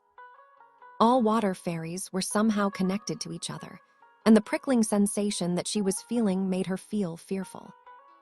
Everyone was in agreement that they shouldn't do anything reckless until they heard the full story from Arya, who was currently unconscious. It was at that moment when Lyall and Kanal heard a faint, blood-curdling scream in the distance, making their faces turn solemn. "Let's go," Ethan said. "This place is no longer safe." Nika nodded and flew in the direction where the tall grasses of the wetlands were located. They would hear distant screams from time to time as they headed toward their destination, making them increase their pace. As they were traveling to their destination, Ethan manipulated the water around them and created countless fishes that were only 3 inches long. "Find my teammates and see what is happening around us," Ethan ordered his creations. "Go." After transforming into a salmon, the young man was starting to understand the abilities he possessed in his current form. Using his origin magic, Mimir's wisdom, Ethan's mental and spiritual powers had gone beyond the norm, allowing him to create countless spies that were fully under his control. What he didn't know was that someone from Midgard was watching everything that was happening inside the domain and found it quite amusing. To think I would be able to see such an entertaining event from far away, marking that boy was worth it. Seated on his throne, the king of fairies, Oberon, smirked as he gazed at the salmon with a mischievous glint in his eyes. "Celestia, huh?" Oberon chuckled. "A very troublesome lady has awakened. Now, what are you going to do, little salmon?" The king of fairies couldn't stop himself from smiling, because all of this was simply too entertaining for him. He wasn't the least bit worried even if Celestia were to return to the world. After all, she was his kin, and neither of them would do anything to hurt each other's interest. In the ancient days of old, when the primordials roamed the land, several leaders of each race rose up and led their people to great heights. They were called the progenitors. The demon king, Asmodeus. The vampire king, Vlad. The dwarven king, Dvalin. The elven king, Dane. The sea king, Leviathan. The king of the birds, Garuda. The ruler of the rivers and lakes, Okanos. The lord of the wilds, Cernunnos. The fairy king, Oberon, and the fairy queen, Titania. There were many other progenitors, and all of them held great powers, allowing their races to thrive. From time to time, powerful creatures would be born among these different races, blessedly granted with power that almost matched those of the progenitors. They were called the Colossi. They were the so-called heroes and paragons that stood among the masses. Gilgamesh, one of the kings of men, had risen up to such heights. Jack Frost, the personification of ice and snow, brought the coldness of winter wherever he went. Then during the primordial era, there was also Celestia, the water fairy queen, whom many believed was Okanos' bride. Her power was so great that she, alongside her lover, could drown an entire continent if they wished for it. Of course, such rumors were never proven, and to this day, no one knew if Celestia and Okanos truly were lovers. While the hearsays of the two of them being in a relationship wasn't confirmed, there was some truth in Celestia's attempt to flood an entire continent with water and end all lives in it. That continent was none other than the Shire continent, and no one knew why she tried to do such a thing. All everyone knew was that, when she was about to succeed in drowning the entire continent, ending all lives on it, someone visited her and tried to talk her out of it. It was none other than Ariel, the angel who is said to also have the power to control all the waters in the world. But their discussion didn't end well. It even turned into a big fight, which made the entire continent into their battlefield. Rain fell for several days.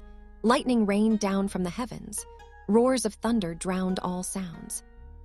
Historians had called that battle the Great Battle of Rain and Storm. Two powerhouses with the power over the same element clashed against each other, dividing the Shire continent into 4 territories. Northshire, where the dwarves lived. Westshire, where the elves and fae dwell. Southshire, where the beastkins made their dens. And Eastshire, bastion of humanity.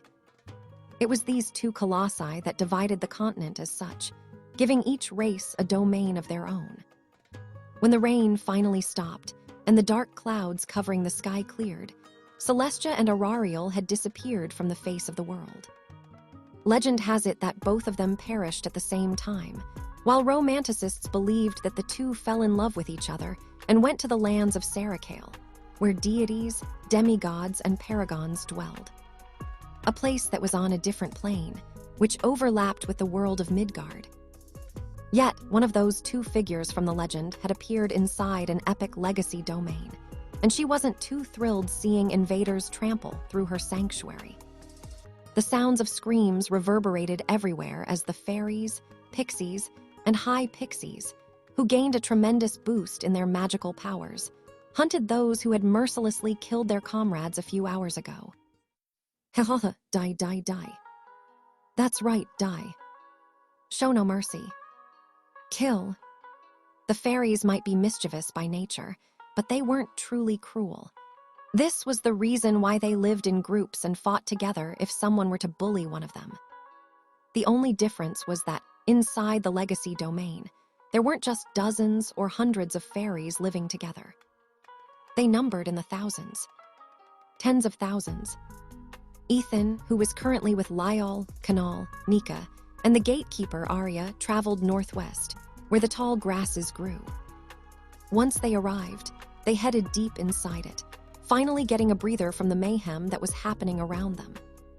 It was at that moment when Arya finally woke up and relayed everything that happened in the sacred altar. Queen Celestia had woken up, Nika frowned, and she forced the fairies to hunt the invaders by making them turn berserk with her powers. Arya nodded. Right now, only her spirit has been freed, but not her body. So her body is still inside the sacred altar, and she needs you to unlock it, Ethan inquired, making Arya almost faint for the second time, fearing that the salmon was going to eat her. Calm down, he won't eat you, Nika patted the little fairy's head, whose entire body was shuddering due to fear. He's on our side, at least I think so. I am on your side, Ethan reassured the two fairies. Right now, we only plan to destroy the legacy tome in the sacred altar, but not free her body. The moment the legacy tome is destroyed, all of us will be teleported outside of this domain, ending all conflicts. Arya, who had the power to open the sacred altar, nodded her head in understanding.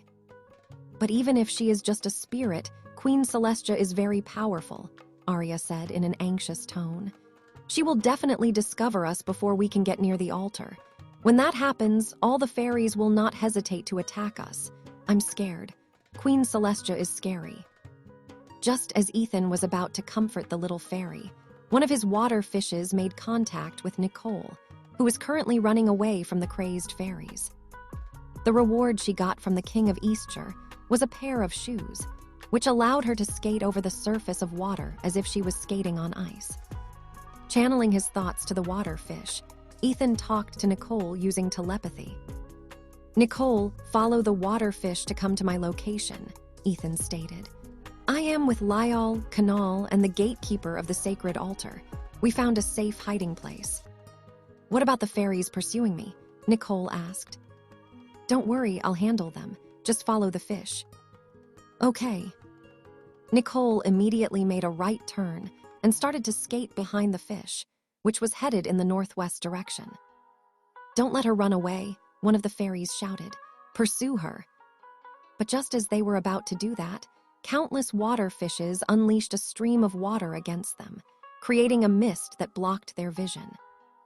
By the time the mist cleared, Nicole was no longer in sight, making the fairies look at each other in dismay. It's okay. They won't be leaving this place alive anyway. Yeah, it doesn't matter if they live for an hour or two. We will still kill them in the end. Right. After hyping themselves up, the fairies looked for other targets in their surroundings by communicating with their sisters. Soon, they flew toward the southeast, where many wizards and witches were making a desperate stand against the fairies, who had started to corner them all. Luckily, as Nicole traveled to Ethan's location, she met up with Henry and Rowan, who managed to find each other early. Ethan told them about the situation through the water fish, which prompted the three of them to reunite with him. All of them knew that they needed to come up with a plan against Celestia, who was currently seated on the sacred altar with a devilish smile plastered on her face. What in the world happened to you, Ethan? Nicole looked at the salmon in disbelief. Did the fairies curse you or something? We didn't curse him, Nika stated. Yes, she's right, Arya commented while hiding behind Nika. Henry found the situation quite amusing, and fought the strong urge to hold Ethan to get a closer look. Rowan, on the other hand, looked at the salmon in disgust and started to wonder if his sister would break her relationship with Ethan once she discovered he had turned into a fish. "Okay, listen up. I have a plan," Ethan said. "It's very risky, but I believe that it has a very high chance of success." Since no one knew what to do at the moment, they decided to listen to what the salmon had in mind. But after Ethan had finished his explanation, all of them looked at him as if he had completely lost his mind. "That's suicide," Henry commented. "Are you sure you'll be able to handle her on your own?" "How about we help you?" Rowan proposed. "With Henry and I shielding you, the chances of this mission succeeding rises as well." "I'll also help." Nicole looked at Ethan stubbornly. "We can't let you take such risks." Ethan shook his head. "No, only Arya and I will be going. The rest of you stay here." The sacred altar was in the middle of a large body of water, and there was only one path of land leading to it. However, this wasn't a problem for Ethan. With his salmon form, he could just swim and stealthily approach the altar underwater. Once he arrived within range of where Arya could open the legacy tome, he would immediately make his move and destroy it. He was confident that he could make it work with only Arya and him. Adding more to their rating, party wouldn't necessarily increase the chances of their mission succeeding. In fact, it would even decrease it because Ethan would have to prioritize saving their lives if they get in trouble. "Listen, I am confident that I can sneak into the location of the sacred altar without being discovered," Ethan said. "If you guys come with me, the fairies will easily detect you. Can you really face off against thousands of them? Also, the sooner I go, the faster everyone in this domain can escape. Even now, many people are dying. I can't delay this any longer." Henry, who found Ethan's words convincing, sighed before scratching his head. "Although it pains me to admit it, this is indeed the best course of action," Henry commented. "But are you sure that you will be able to pull this off, Ethan? No offense, but I'm finding it hard to believe that you will be able to hold your ground against Celestia in your fish form." "Don't worry, Sir Henry," Ethan replied. "Although I look like this now, I am still able to use my powers. Also, you already know what I'm capable of in this kind of environment, right?" It was Ethan who had helped Henry control the power of his legacy by defeating the giant statue under the sea. The head prefect of Dud Manor knew that Ethan wasn't bluffing when he said that he would be able to fight anyone inside the legacy domain. As for whether he was strong enough to face off against the spirit of the Fairy Queen, that was still up for debate. However, they didn't have time for debates. They needed to take action, so Henry reluctantly nodded his head and gave Ethan his blessing. "You can go, but promise me that you will not risk your life," Henry eyed the salmon solemnly. "If you can't handle it, come back to us. We can still fight together and make our way towards the altar." Ethan nodded before shifting his attention to the high pixie. "Nika, stay here with my friends. I'm sure that the other fairies will not attack you. If they come to this location, make them go away at all costs." "Fine," Nika promised. "But you have to swear that you will keep Arya safe. If something happens to her, I'll curse you for life." "I promise," Ethan nodded. The salmon had already explained his plan of action, so although she was feeling nervous, Arya flew inside Ethan's mouth and stayed there as he swam toward their destination. There were other fishes in the wetlands, but all of them made way as Ethan swam past them. After being a salmon for a few hours, Ethan learned he had an interesting ability. He could increase or decrease his body size whenever he wanted to. His biggest form was 60 inches long, and his smallest was only a foot long. This allowed him to move undetected under the water, with Arya inside of his mouth.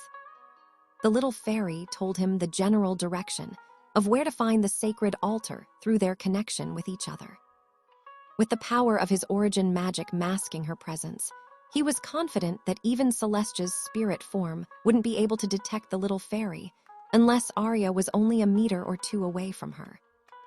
But it was not only Ethan making his way towards the sacred altar.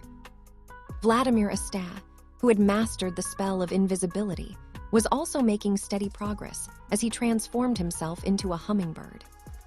This was the only animal that he could transform into, but he was very proficient in it. He could even stay transformed for up to half a day if need be, making him one of the best scouts among the Magistratus trainees during their missions. Vladimir was laughing in his heart as he flew unhindered towards the blue pillar of light in the distance. He wished that all the fairies would kill everyone, including Nicole and Ethan, whom he treated as an eyesore. With his unique skill set, he was confident that he would be able to snatch the legacy tome without endangering his life. However, he was still on the fence whether he should acquire its power or not. Vladimir might be confident in his ability, but he knew of many confident people in the world who thought too highly of themselves, resulting in their early deaths. He was ambitious, but he wasn't stupid. "I'll cross that bridge when I get there," Vladimir thought. "For now, I need to get to the altar first and see the current state of things. I'll decide whether I should obtain the legacy or not depending on its nature." He didn't even bother to enjoy the screams that he was hearing around him, because these people in his eyes weren't important. The only screams he wanted to hear were Nicole's and Ethan's. These were the two people whom he wanted to see die right before his eyes, but the legacy tome took precedence above all else. The fairies were shouting earlier, "Die in Queen Celestia's name," Vladimir thought. "A fairy queen is not an easy opponent. I better be extra careful when I'm near the sacred altar." With a plan in mind, he let go of all doubts and worries and flew straight toward his destination. He wasn't aware that, under the water, a salmon was also swimming as quickly as it could. Ethan and Vladimir had no idea that the two of them were actually neck to neck with each other as they headed toward the sacred altar. With their current speed, it would take them at least 6 more hours to reach their destination. Little did the two of them know that their opponent, even though she was only a fairy queen in her spirit form, was more cunning than the opponents that they had faced in the past. "We're getting near," Arya said, her body uncontrollably trembling from time to time due to the fear of being discovered by the fairy queen. However, despite their situation, Ethan inexplicably felt that everything was going to be fine. He didn't know why he was feeling this way, but it somewhat surprised him. However, since he didn't feel any danger, he decided to give it a try. Due to the influence of Mimir's origin magic, Ethan's transformation was perfect. Even those who were proficient in detection, magic wouldn't be able to sense him unless he went out of his way to reveal himself. Arya, who was currently peeking out from inside the salmon's mouth, had a determined look on her face. Although she was still scared, evident with her little body shivering from time to time, Ethan's presence somewhat had a calming effect on her. She was starting to believe that maybe, just maybe, they would be able to turn the situation around and free her sisters from the fairy queen's mind control magic. Half an hour later, Ethan slowed down his speed as he entered the water passage that led to a lake-like body of water. Of course, it wasn't really a lake. The water of the domain was coming from the sacred altar itself, which flowed outwards, creating the wetlands that the fairies were currently living in. As Ethan slowly swam toward the sacred altar, an amused voice spread in the surroundings. "What's this?" Celestia spoke in a teasing tone. "Someone actually thought that they could sneak inside my altar undetected. You look down on me too much, human." Arya, who was inside Ethan's mouth, immediately curled up into a fetal position and covered her face with her hands. Her body trembled nonstop, thinking that the fairy queen had discovered them. Ethan also thought that he had been discovered. But before he could do anything, a scream reverberated in the surroundings, making him raise his head to look above him. There, he saw a young man, writhing in pain as he clutched his chest with his right hand. "Vladimir!" Ethan's eyes widened after recognizing the person who was currently bound by several chains made up of water. "I haven't seen a human for a very long time." Celestia's spirit hovered above the water as she slowly flew toward Vladimir. "But all of you are still as vile and ugly as I remember." "Elle, let me go," Vladimir pleaded as he struggled from his bindings. I am willing to be your servant." "Servant?" Celestia sneered. "Why would I make a disgusting worm like you my servant? You reek of blood and arrogance. I can tell that you've killed many, yet you do not feel the least bit guilty about it. Such a vile creature, lower than a worm. At least worms have their uses, but you, the only thing you're good for is food fed to fish." Vladimir continued to struggle as he tried to free himself from the chains that bound him. However, when Celestia came within his range, he flicked his wand from his hand and chanted a spell. Magna Fulgur Tempestate. The wand shot toward the sky and unleashed golden lightning bolts, which all descended in Celestia's direction. Lightning was a very powerful element, capable of dealing great damage to all creatures, with the exception of those who had an immunity in it. It was also immensely effective against specters, ghosts, and other ethereal-type monsters. Since he was dealing with a spirit, Vladimir took an all-or-nothing gamble by using Celestia's weakness against her. Or so he thought. Countless fish floated to the surface of the lake as the thunderstorm descended upon Celestia.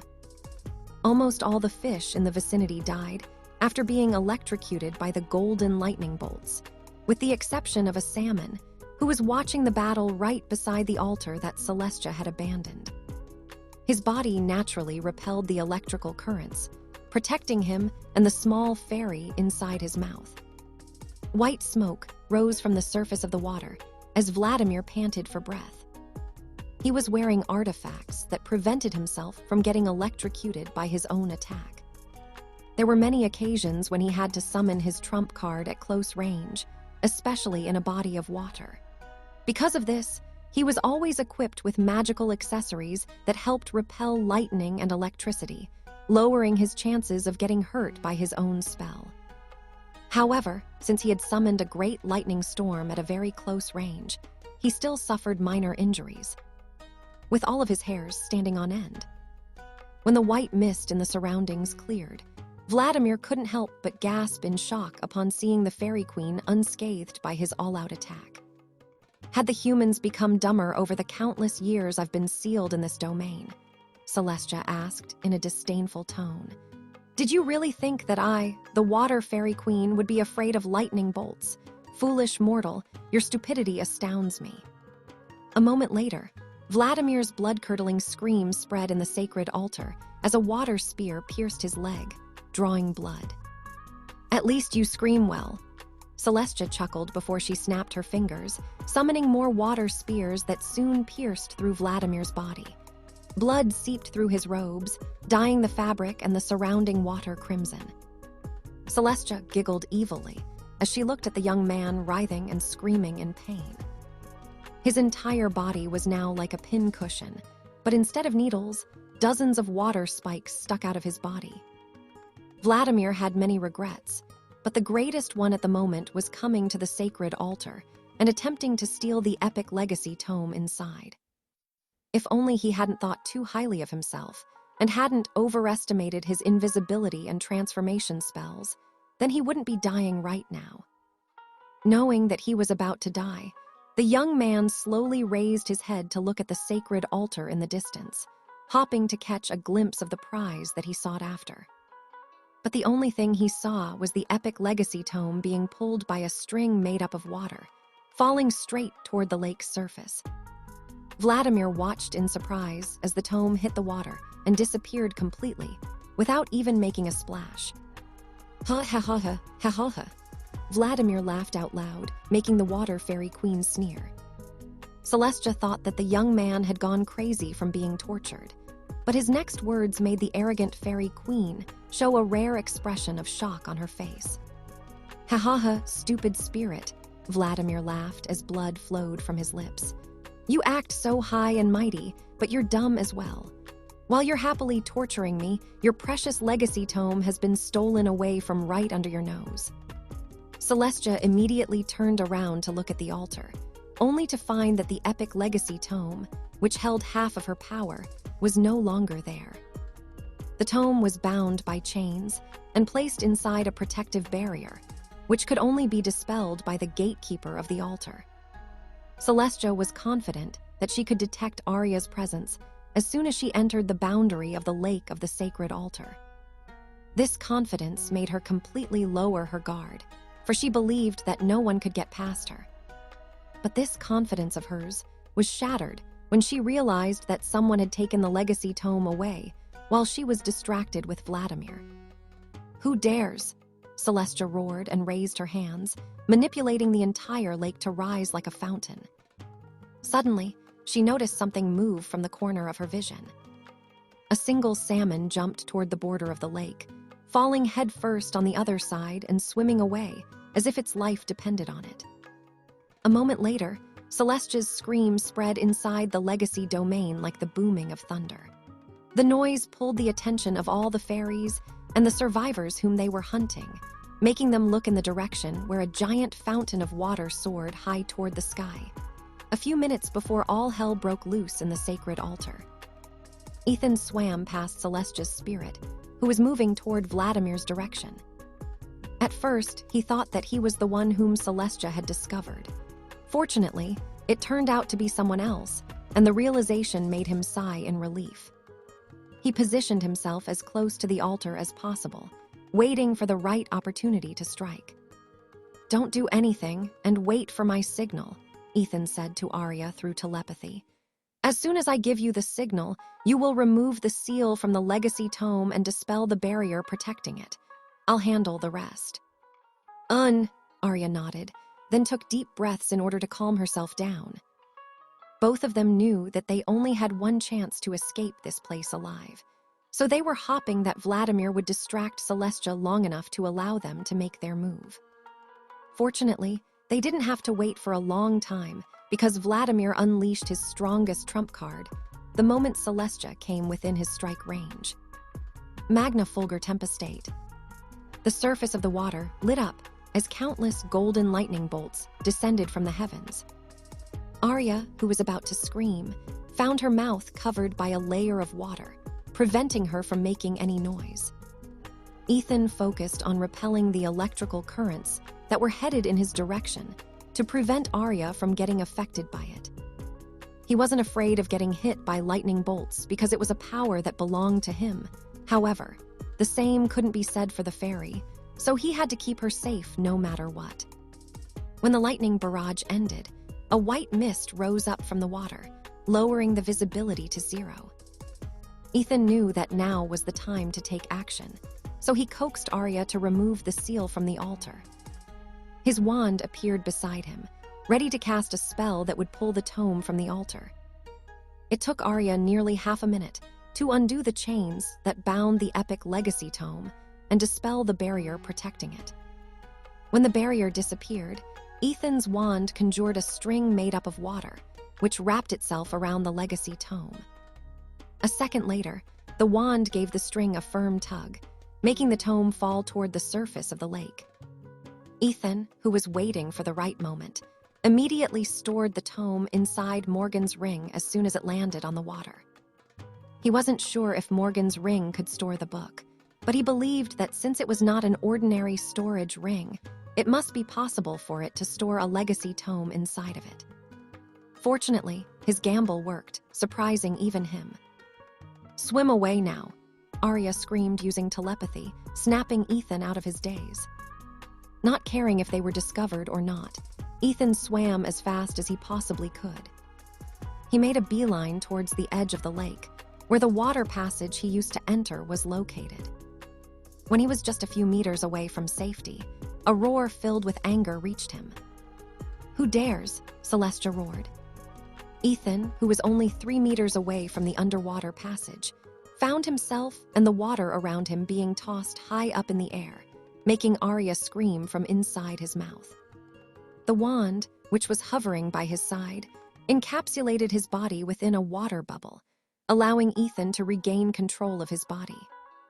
"Jump now," Illumina's voice spoke inside his mind, prompting him to do as she said.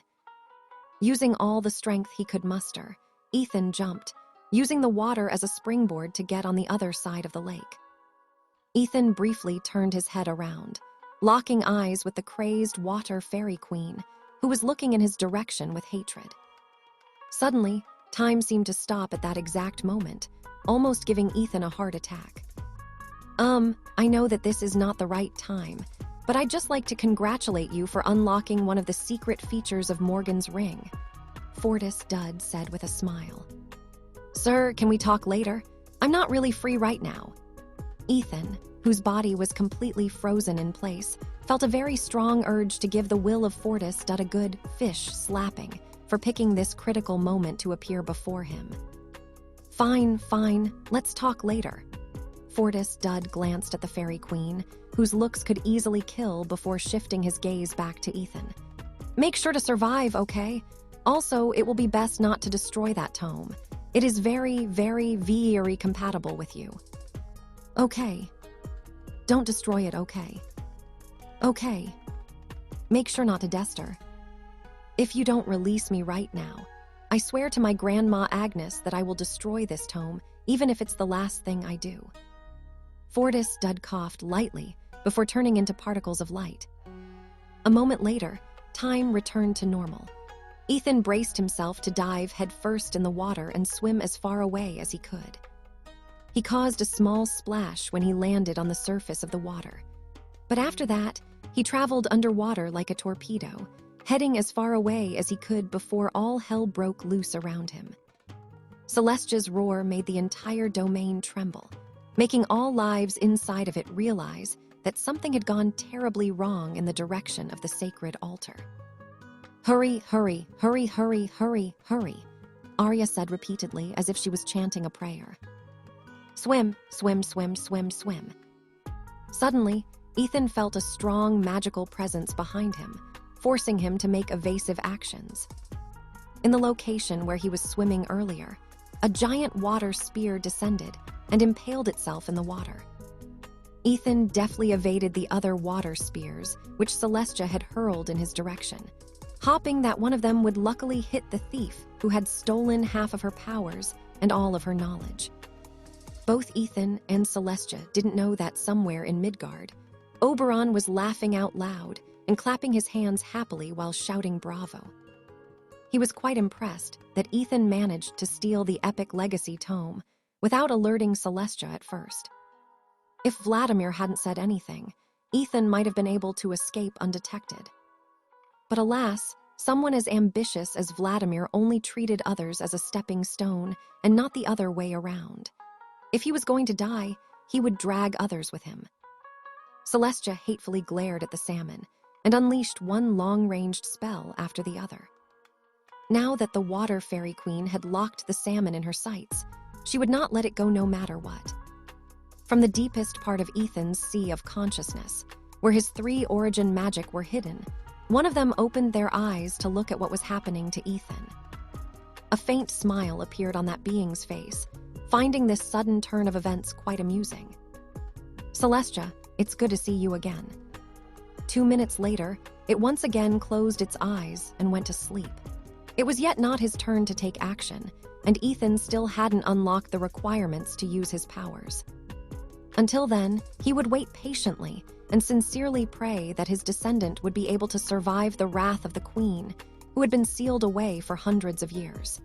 The entirety of the legacy domain trembled as dark clouds covered the entire sky.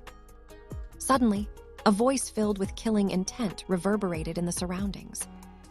All my subjects, listen to me. Bring me that salmon, dead or alive. A giant magic circle lit up above the heavens as Celestia cast a spell from within the sacred altar.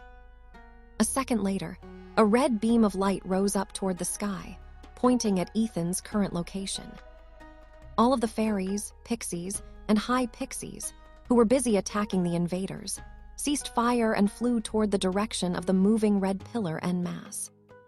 Their numbers were so great that they looked like a shimmering wave of blue lights in the darkness.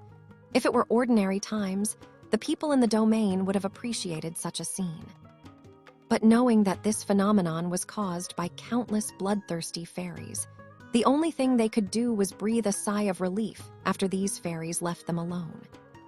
A third of those who had participated in the expedition had already perished, and if the fairies hadn't withdrawn from their battlefield, more would have joined their ranks. Nicole, Henry, Rowan, Lyall, Kanal, and Nika, who heard the Fairy Queen's order, all looked in the direction of the red pillar with grim expressions on their faces. They were now left with two choices: to either stay in hiding or leave the tall grass in order to support Ethan. "We need to go and save him," Nicole said. "No," Henry replied. "We will stay here." "But Ethan's in trouble. And that's all the more reason why we must stay here. Can't you see? The red pillar is going opposite from our location. It means that Ethan didn't want us to be targeted." "But he's outnumbered," Nicole insisted. "All the fairies under Celestia's control are after him." Henry shook his head. "If it's just the fairies surrounding him, then they won't pose a threat to Ethan. Nicole, have you seen him use his full powers?"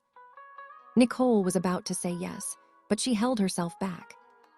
Thinking twice, she still might have not seen Ethan use his full powers. Back then, she thought that his partial resonance was his ultimate trump card. But she had a feeling that her sparring partner had still not shown her his full powers. "He's right," affirmed Kanal, who was listening to the conversation. "I've seen Ethan use his full powers. If it's just fairies, he won't have a problem against them. Also, his element is water, so." "His element is not water," Lyle interjected. "It's seawater. Lily told me about it when the two of us had a girl talk." "Is there a difference?" Kanal arched an eyebrow. "Of course there is, brother," Lyle answered. "Seawater is salty, and fresh water isn't salty, right? Which means that although he is surrounded by water, it's still not fully under his control. He's only able to wield it because there's no one with higher mastery of it around him. But this is the Water Fairy Queen we are talking about. Her power gives her dominion over rivers and lakes. She can even conjure storms. If it were a direct clash between the same element, the one who had higher proficiency in it would win most of the time." "Then should we help him?" Rowan asked. At the end of the day, Ethan was still his sister's lover. Since he doesn't want Luna to be sad, he would at least do his best to ensure that he comes out of this dungeon alive. "No," Lyle replied. "If we want to help him, all of us need to stay put and keep ourselves safe. That's the best help we can give him." While Ethan's group had finally decided to keep hiding, the Trout found himself surrounded on all sides by countless fairies. "Haha, we got you surrounded," a high pixie shouted. "Surrender now, or prepare to fight." "That's right." Seeing that he was indeed completely surrounded, Ethan started to come up with a plan in order to escape his current situation. As much as possible, he wanted to avoid harming the fairies because they reminded him of Ruby and the rest of the fairies in Brynhildr Academy. Also, the fairies were currently under the control of Celestia and were merely acting on their orders. Aside from that, Arya was begging him not to hurt her sisters, which forced him to come up with a plan that would not end in bloodshed. To his surprise, the answer came to him very easily. It made him wonder if it was Mimir's legacy that allowed him to quickly think of a way to divert the fairies' attention. Although he wasn't sure if this was going to work, he decided to give it a try. Ethan jumped up out of the water and increased his size up to 1 meter long. Since his location was already compromised, there was no need to hide anymore. "Do you wish to surrender?" "Answer or we will attack. I eat raw fish too, you know." Ethan, who already knew the weakness of fairies, looked at them with a fearless gaze before asking them a question. "Hey, beautiful fairies, do you like sweets?" Ethan asked. "I have many sweet things you can eat. I'm sure that none of you will be disappointed." Did he just say sweets? "Oh, isn't he the salmon who gave us candies earlier?" "Candies? What's that?" "It's something very delicious." "Is it food?" "Yes, it's food." A high pixie wavered after hearing that it was something sweet and delicious. However, she was given orders by her queen, so she prioritized the order given to her. "I don't know about the sweets you are talking about," the high pixie shouted, "but you are coming with us whether you like it or no." Before the leader of the pixies could even finish her words, Ethan unleashed hundreds of candies in her direction, making the high pixie subconsciously catch one of them. The high pixie looked at the colorful candy in her hands, which was 1/4 of her body size, before giving it a lick. Sweet, the high pixie muttered, making all the other fairies who had also caught the candies give them a lick. Wow, this is good. Is this candy? Delicious. Hey, give us more.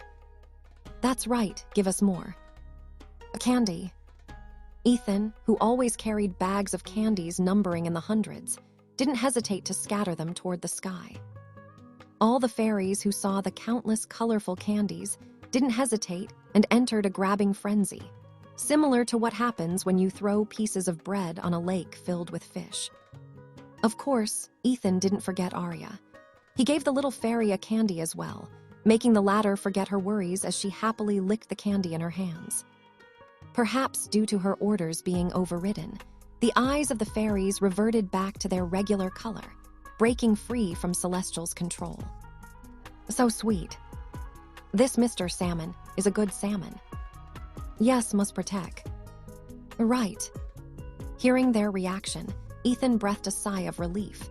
Fortunately, this move allowed him to avoid the worst-case scenario. But before he could enjoy his victory, his body was suddenly frozen in place, preventing him from moving. Perhaps knowing that he was in danger, he immediately spat out Arya from his mouth, making the small fairy plop toward the water. A second later, Ethan disappeared from where he was, making all the fairies gasp in shock. When he regained his senses, the salmon found himself bound by countless water chains. He stared at the water fairy queen, who was looking at him with disdain. You really thought that you could get away from me, huh? Celestia sneered. Well, I didn't notice it earlier, but it seems that you're also under a transformation spell similar to that worm over there. Celestia glanced at Vincent, who was trapped inside a bubble prison, unable to go anywhere. You've taken something very important from me, but since you're already here, how about you show me your true form? Celestia snapped her fingers, making Ethan feel as if his entire body was being crushed by countless rocks. A moment later, his transformation was broken, causing him to revert to his human form. Celestia glanced at the naked young man with a devilish smile on her face. She admired his long blue hair, which was fluttering in the breeze, for it reminded her of someone she knew in the past. However, the smile on her face stiffened when she saw his face. Elyer! Celestia's eyes widened in shock because she couldn't believe what she was seeing. However, her surprise suddenly turned into a fright when she realized that the young man's body was covered with blood after she forcefully broke his transformation, causing him to suffer serious injuries. A calming song spread across the sacred altar as the water fairy queen held the young man in her arms. The water on the lake rose up and gently washed away the blood that covered his naked body, helping him recover his injuries. Ethan couldn't help but feel drowsy as he listened to the fairy queen's song. He believed that it was simply the side effect of the healing song that Celestia was currently singing. His mind was protected from mind-controlling powers and anything similar to it.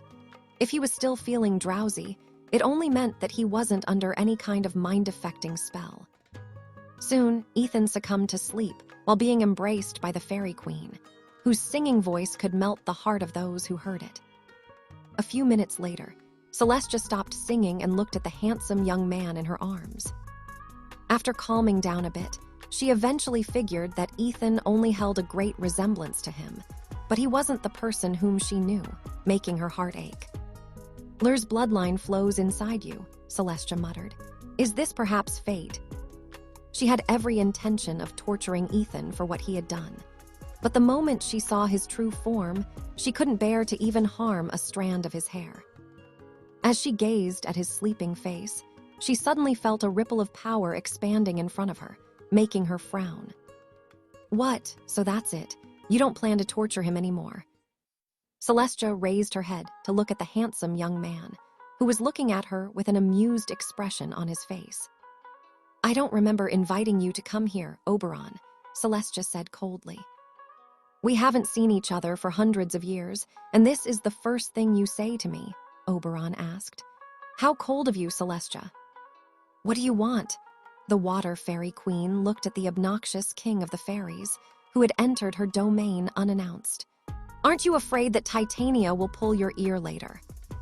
Oh, she's busy in the lands of Sarakale, Oberon replied. You know, even us fairies need to have our own piece of land in that plane of existence. Celestia sneered. How noble of you to shift the responsibility to others. Are you too lazy to do any work? I'm so bored lately that I even had time to watch the little skirmish between you and Ethan, Oberon shrugged. I just didn't expect it to end this way. I knew he was a bit special because he was able to use fairy magic, but I didn't expect him to be this special. I see, so that's it. Why didn't I think of this before? No wonder he can use fairy magic. The Water Fairy Queen didn't like the way the Fairy King was referring to Ethan. It was as if he had known her before she did, which annoyed her. Now, don't look at me like that.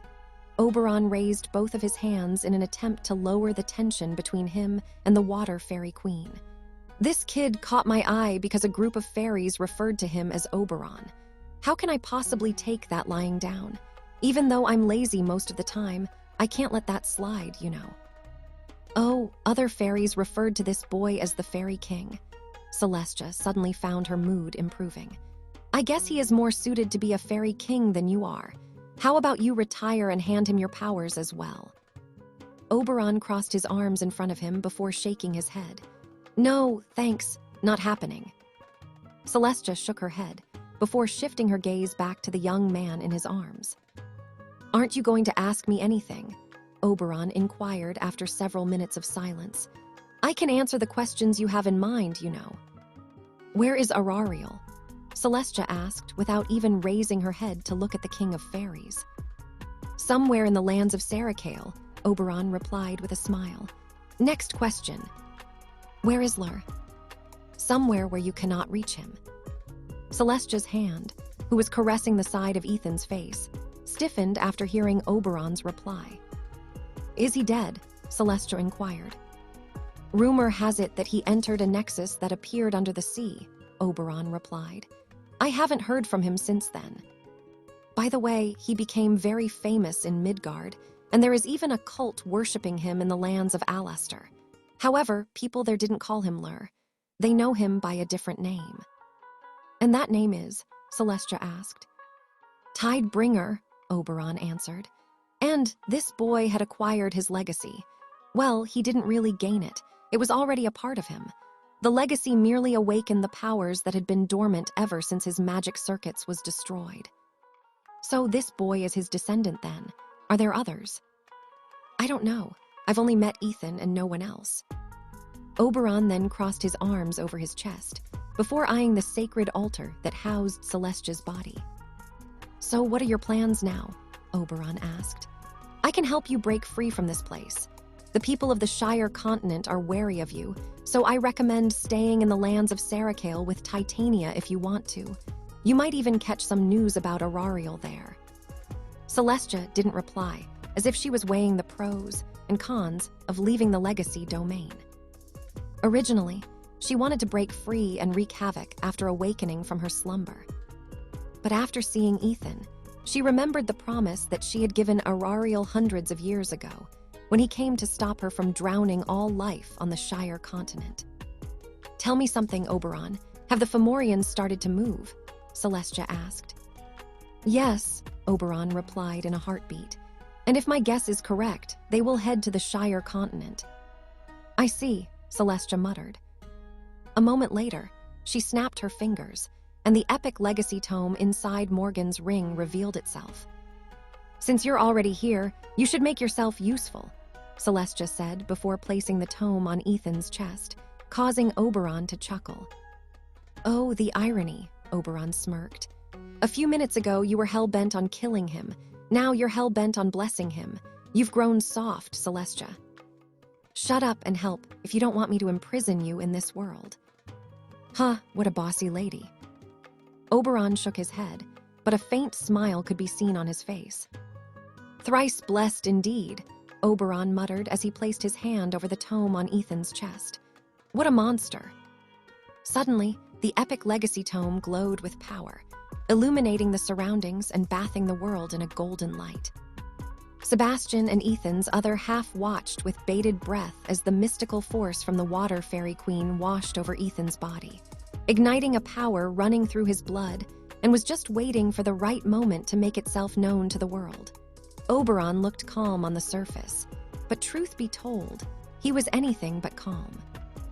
Usually, a person could only obtain one legacy in their lifetime, because getting more would simply make their body implode from the inside out. Legacies were abilities that came from beings who possessed great power. It wouldn't be an exaggeration to call it their lifetime's worth of experience, which they wished to pass on to the next generation so that their legacy would live for many years to come. Every time a legacy holder died, the legacy would look for someone else to inherit its will. Yes, legacies were sentient powers that had the right to choose their owners. If they failed to find someone worthy, or they were rendered incapable to look for that person, they would then turn into a seed, which would give birth to a legacy domain. Within this domain, the legacy would wait for their fated person, bestowing upon them the power that would make one rise from the masses.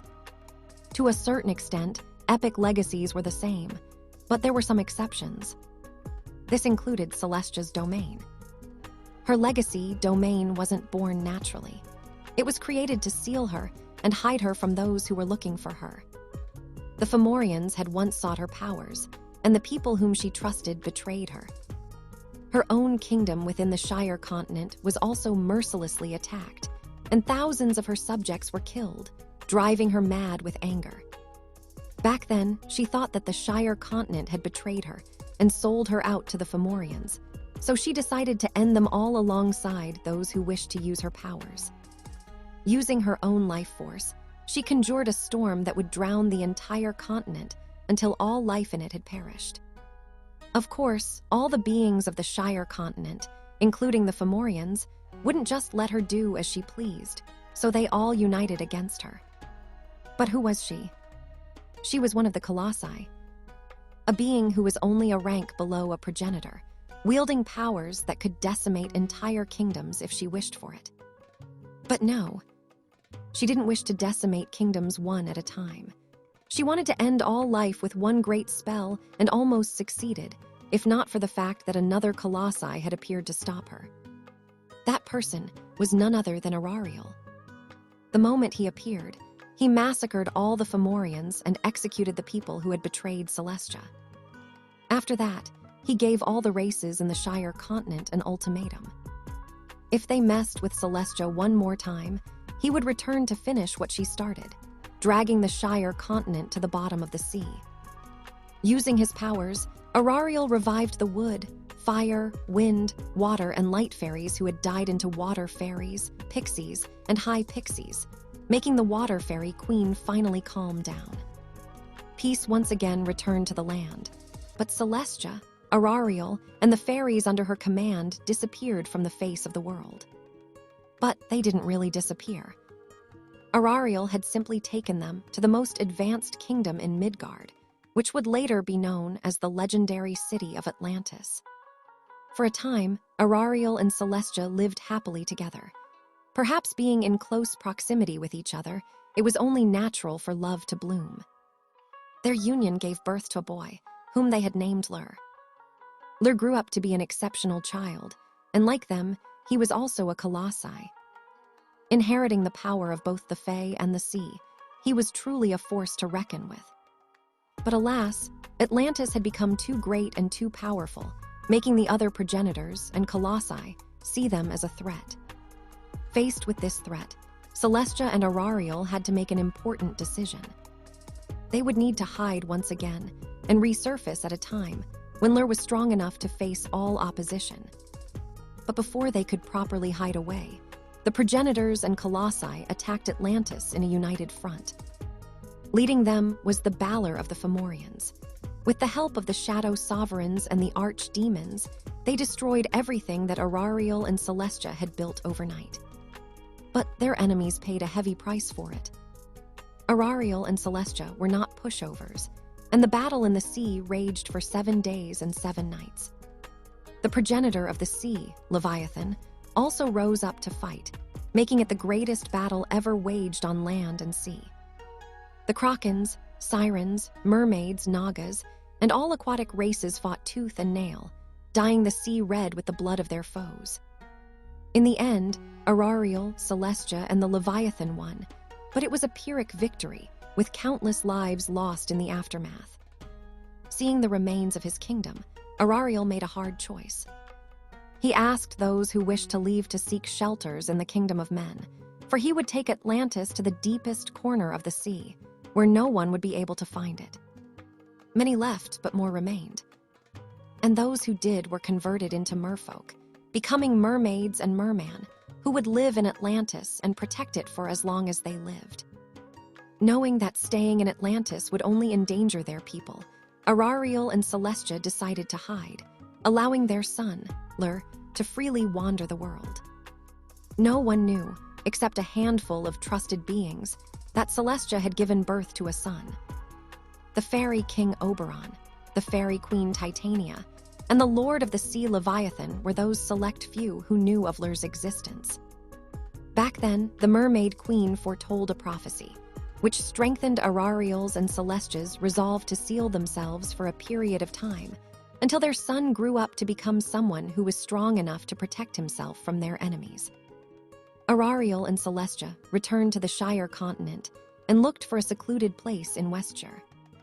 There, they planned to seal Celestia's body and power, creating a legacy domain that would manifest itself once Lur or his descendants arrived in the Shire continent. As for Arariel, he hid himself in a secluded place in the lands of Sarakale, waiting for the day that their family could be reunited once again. "What a monster," Oberon muttered as he looked at Ethan, who was sleeping peacefully in Celestia's arms. "Stop calling him a monster," Celestia glared. "He's Lur's descendant." "I know, but that doesn't explain why he can have more than one legacy inside his body," Oberon commented. "Don't you feel it? Aside from the power of the sea and fairies, he still has other powers inside his body. One of them even reeked of demons." Celestia frowned because she also felt the demonic powers inside Ethan's body. However, as someone who wielded great power, she also understood that there is no such thing as good or evil powers. It depended on the person who wielded them and whether they would be used for good or bad. "Anyway, I'm leaving," Oberon stated. "I can't stay in this domain, especially since my real body is in Midgard." Oberon had only used his spiritual body to travel to Celestia's domain, because it was impossible for him to bring his physical body. Since Celestia didn't answer his question on what she planned to do, he believed that he already knew the answer. After the fairy king disappeared, Ethan's eyebrows furrowed, making the water fairy queen look at him excitedly. She had completely forgotten that she was the one who had seriously injured the teenage boy, and was even looking forward to getting to know him better. When Ethan opened his eyes, the first thing he saw was a beautiful lady, looking down at him with a smile on her face. It took him a while to realize that the lady was none other than the water fairy queen, who had forcefully broken his transformation, and in turn, dealt serious injuries to his body. But instead of being afraid of her, Ethan felt attracted to her, but not in a romantic sort of way. This attraction was like seeing a family member that he hadn't seen for a very long time, making him feel warm and happy inside. Ethan immediately thought that he might be under a charm spell, because fairies were capable of doing that. However, after remembering that he was immune to such spells, he immediately tossed this idea to the side. Suddenly, he felt it. A strong connection between him and the beautiful lady with long blue hair and blue eyes, just like him. Due to his strong mental powers, he was able to immediately notice the changes inside his body. His magic circuits, which had shown signs of healing in the past, were now littered with cracks, and some of them were even peeling in some places. But underneath those cracks, a new magic circuit was forming, which was more robust and doubled the flow of magic power inside his body. These sudden changes had overwhelmed Ethan's current magic structure, increasing the leakage of magic reserves from his magic circuits. But for some reason, Ethan wasn't feeling down. In fact, He was feeling very excited because he could tell that his magic circuit was starting to evolve. It felt similar to how a larva had transformed into a pupa and would soon become a butterfly, flying in the sky. "Hello, are you feeling better?" Celestia asked softly, not wanting to scare the handsome young man in her embrace. "Does it hurt anywhere?" "I don't feel hurt anywhere," Ethan replied. "In fact, I feel as if I have just taken a refreshing bath."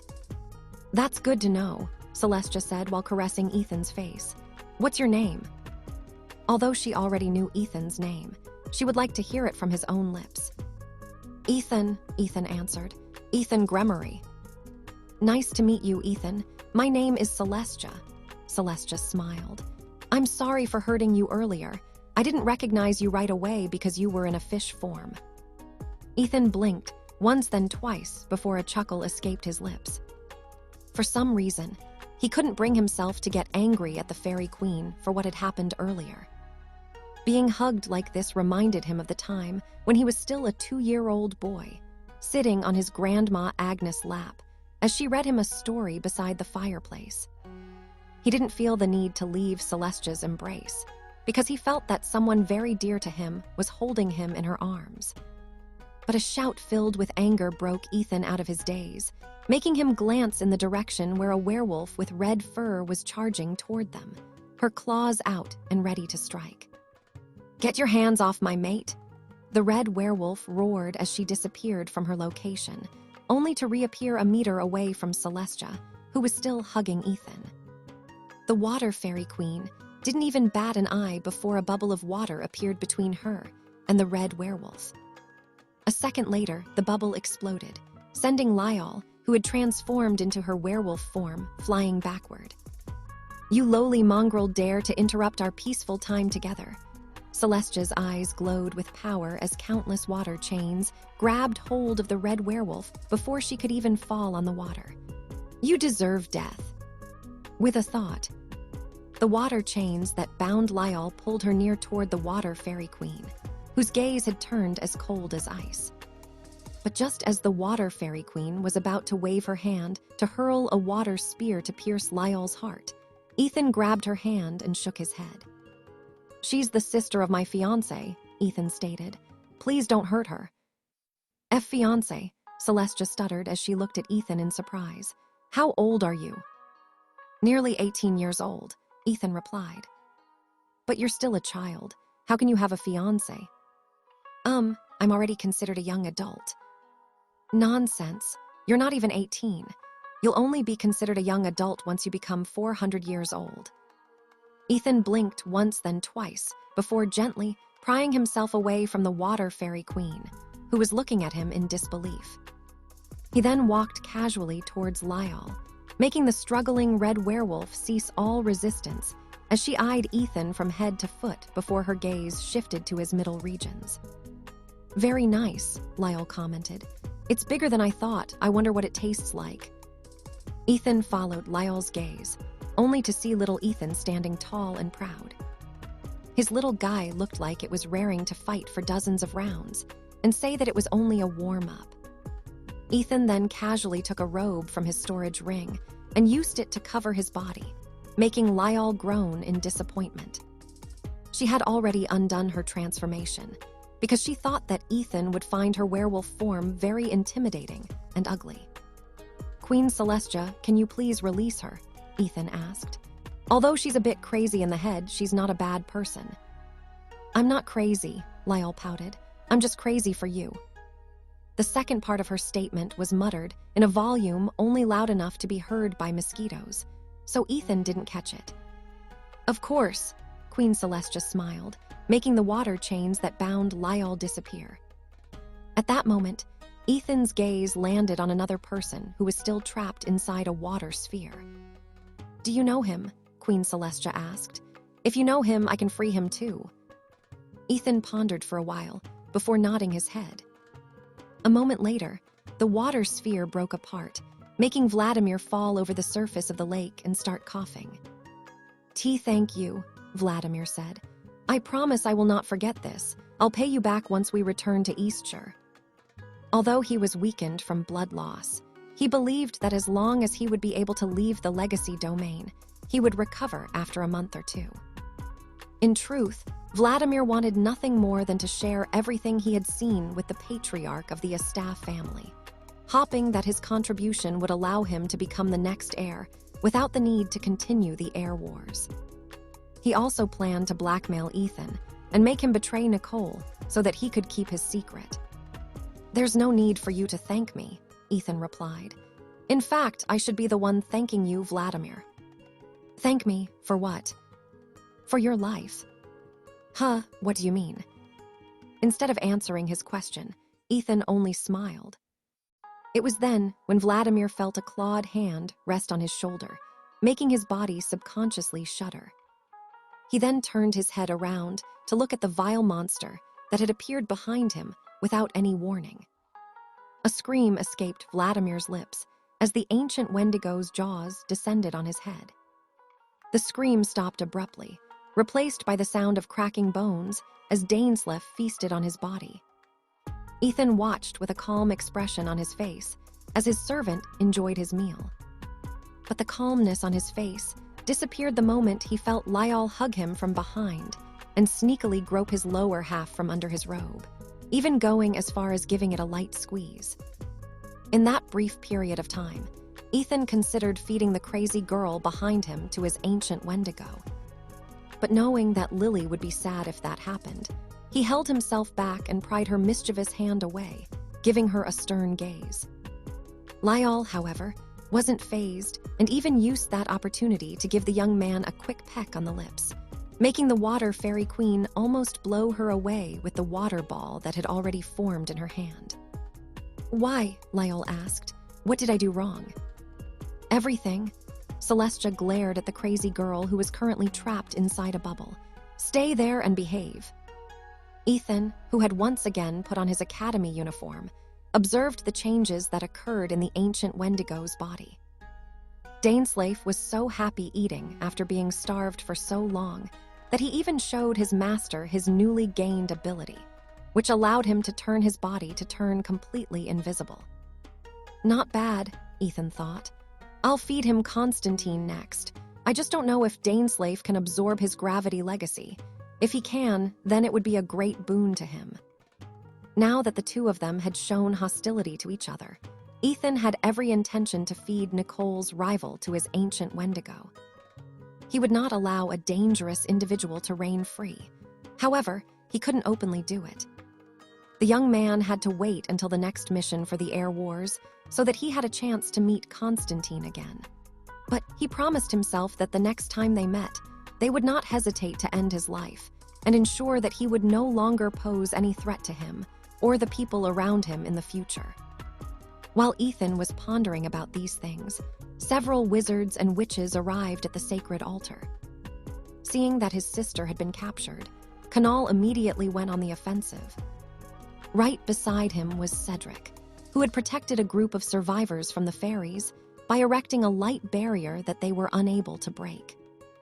After the commotion ended, and the fairies no longer attacked them, he and the members of Brynhildr Academy decided to head to the sacred altar to see if they could save Ethan. The rest of the wizards and witches, who were traumatized from their ordeal, decided to stay behind, including the beastkins and dwarves. These two races suffered the most in this expedition, and they were just thankful that they were still alive at this point. The elves and wood fairies were mostly unharmed, since they didn't hurt any of the water fairies, pixie, and high pixies. Countless swords made of light descended upon the fairy queen, making Queen Celestia sneer. With a wave of her hand, swords made of water collided with the swords of light that Cedric had unleashed upon her. Also, countless water balls materialized in front of Canal before exploding at the same time, sending him skidding over the water for dozens of meters. Seeing that things were getting out of hand, Ethan stood between the fairy queen and everyone else. "Stop," Ethan shouted. "Don't attack Queen Celestia. She didn't hurt me and Lyall." But she did," Lyall complained. Canal frowned, but he no longer made any move to advance forward. Even Cedric had ceased attacking, making Nicole, Henry, and Rowan hold their ground. Okay, let's all calm down first and discuss what we are going to do to send everyone safely outside of this domain, Ethan stated. While he was talking, he sensed his ancient Wendigo return to Morgan's ring by itself to prevent anyone from discovering him. It was quite fortunate that Dainsleif had used an invisibility spell before Kanal and Cedric arrived. Otherwise, things would have been more complicated. Will she really not attack us? Cedric asked. Will you attack them? Ethan inquired about the water fairy queen that was standing behind her. Do you want me to attack them? Queen Celestia asked in a teasing tone. No. Then I won't attack them. Henry and the others didn't know how to think after hearing the exchange between the water fairy queen and Ethan. They didn't know whether Queen Celestia was joking or not, but they had a feeling that if Ethan were to ask her to attack them, she would do that without a second thought. Ethan, can you explain what is going on here? Henry asked. Earlier, she was hell-bent on killing you. Now the two of you are like the best of friends. More like a mother and son, Rowan commented from the side. Queen Celestia glanced in Rowan's direction because she liked what the teenage boy had said about her, and Ethan being like mother and son. Although she wasn't Ethan's mother for her, Lur's children were her family, so Ethan was like a grandchild in her eyes. Actually, I also don't know why she's not being hostile with me right now, Ethan admitted. But since communication is possible, why don't we all talk about how we are going to handle the current situation? Then release my sister first, Kanal stated. No, Queen Celestia replied. If I release her, this crazy girl will start groping and kissing Ethan again. Kanal narrowed his eyes as he looked at his sister, who immediately shook her head from side to side, denying any and all allegations about sexual harassment. Fine. Kanal knew her sister more than anyone else, so he could already see her doing whatever the fairy queen had accused her of. Traitor, Lyle shouted. Can you shut her up too? Kanal asked. Gladly, Queen Celestia smirked before snapping her fingers. A layer of water covered Lyle's lips, preventing her from making any sound, making the young lady give Ethan and Kanal a face filled with injustice. Now that the noisy girl was silent, the group finally discussed what they were going to do next. In order to prevent any more interference, Queen Celestia created a dome of water around the sacred altar, preventing anyone from seeing, hearing, or entering it without her permission. Before we start, can I ask something? Cedric said, making everyone look in his direction. Will you allow everyone to leave this place unharmed, Your Majesty? Queen Celestia glanced at Ethan, who was seated beside her, as if asking him if he still had a few people he wanted to kill among the invaders. You should let everyone leave, Your Majesty, Ethan commented. Enough blood has already been spilled. Okay, Celestia nodded. I'll send them all out now. A moment later, the darkness disappeared, and the night turned to day, revealing a clear blue sky. All those who had entered the domain, with the exception of those inside the sacred altar, were immediately kicked out, making them appear on the clearing where the adults were waiting for them. Henry sighed in relief because it seemed that the water fairy queen was easy to talk to. But now that the others were safe, it was time to ask the more serious question. However, before anyone could say anything, Queen Celestia raised her hand, telling everyone to hold whatever they were going to say. The legacy tome that all of you have sought for when you entered this domain is no longer around, Queen Celestia said. Ethan had inherited my legacy, making him a part of my family. His enemies are my enemies, so make sure to remember that, okay? Everyone was surprised when they heard that Ethan had obtained the Water Fairy Queen's legacy. However, there was someone who was more surprised than the others, and that was Henry, who knew that Ethan had already obtained the Tidebringer's legacy.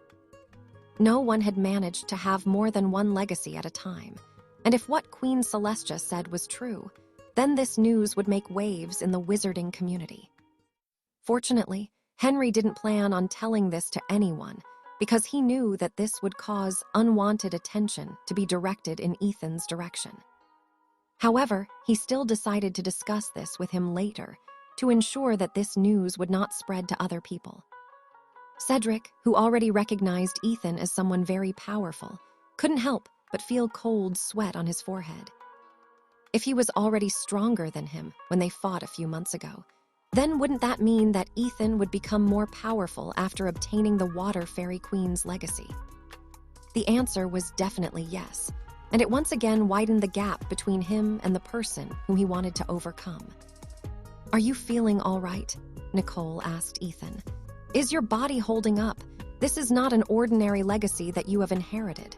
Are you sure that you don't feel anything weird in your body?" "Well, I do feel something," Ethan admitted. "I feel very refreshed and relaxed, just like waking up from a very good dream or like taking a refreshing bath after not bathing for 3 days." "Well, thank you for that. Ooh, good comparison." Henry couldn't help but smile after hearing Ethan's description. "So, are there any other questions?" Queen Celestia asked. "Because if not, I will be sending all of you outside this domain as well. I have a lot of things to talk to Ethan about before I will let him go." Everyone glanced at each other and shook their heads, because they didn't dare ask too many questions in front of a being who could trap them inside her domain forever. "I'll see you guys later," Ethan said. "Wait, Ethan," Henry interjected. "What are we going to tell the others? Should we tell them that the legacy tome is destroyed or tell them that you managed to successfully inherit it?" This was a very important question, because depending on Ethan's answer, it might cause him unwanted trouble when he left the legacy domain. "Tell them that I gained the legacy," Ethan replied after careful consideration. "I will handle the rest. Also, head prefect, tell Professor Barrett that I will talk to him in private later." Henry nodded in understanding, because this was also one of the issues he had in mind. "Very well," Henry smiled. "I'll see you later, Ethan." Nicole gave Ethan a worried look, but the young man only smiled at her, as if telling her that everything was going to be fine. A moment later, all of them disappeared, leaving only Ethan behind with the Water Fairy Queen, who still wanted to spend time with him for a little while longer. "I don't know how long I've slept in this place, but if this domain has opened up, it means that the Fomorians are once again making their move," Queen Celestia said. "A time of strife is about to descend, not only in the Shire continent, but in Midgard as well." Ethan, who had been made aware that there were indeed forces that were about to threaten the Shire continent, nodded his head. Both of them were sitting on the sacred altar, with Celestia holding Ethan's hand and looking at him with a solemn expression on her face. "Since I'm out of the loop, will it be fine if you share your memories with me?" Celestia asked. "I don't mind," Ethan answered, "but will you look at all my memories?" "Yes," Celestia replied seriously.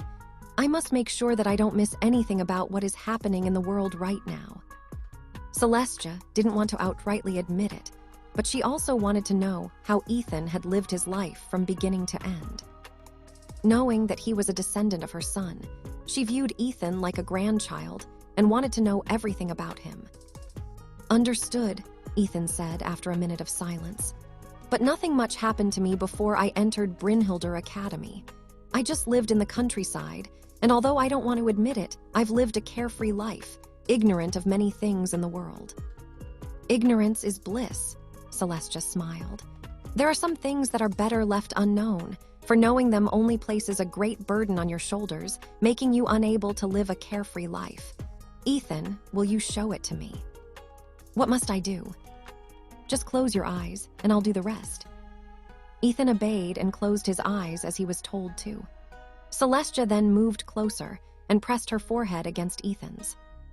A moment later, the young man's lifetime of memories passed through her.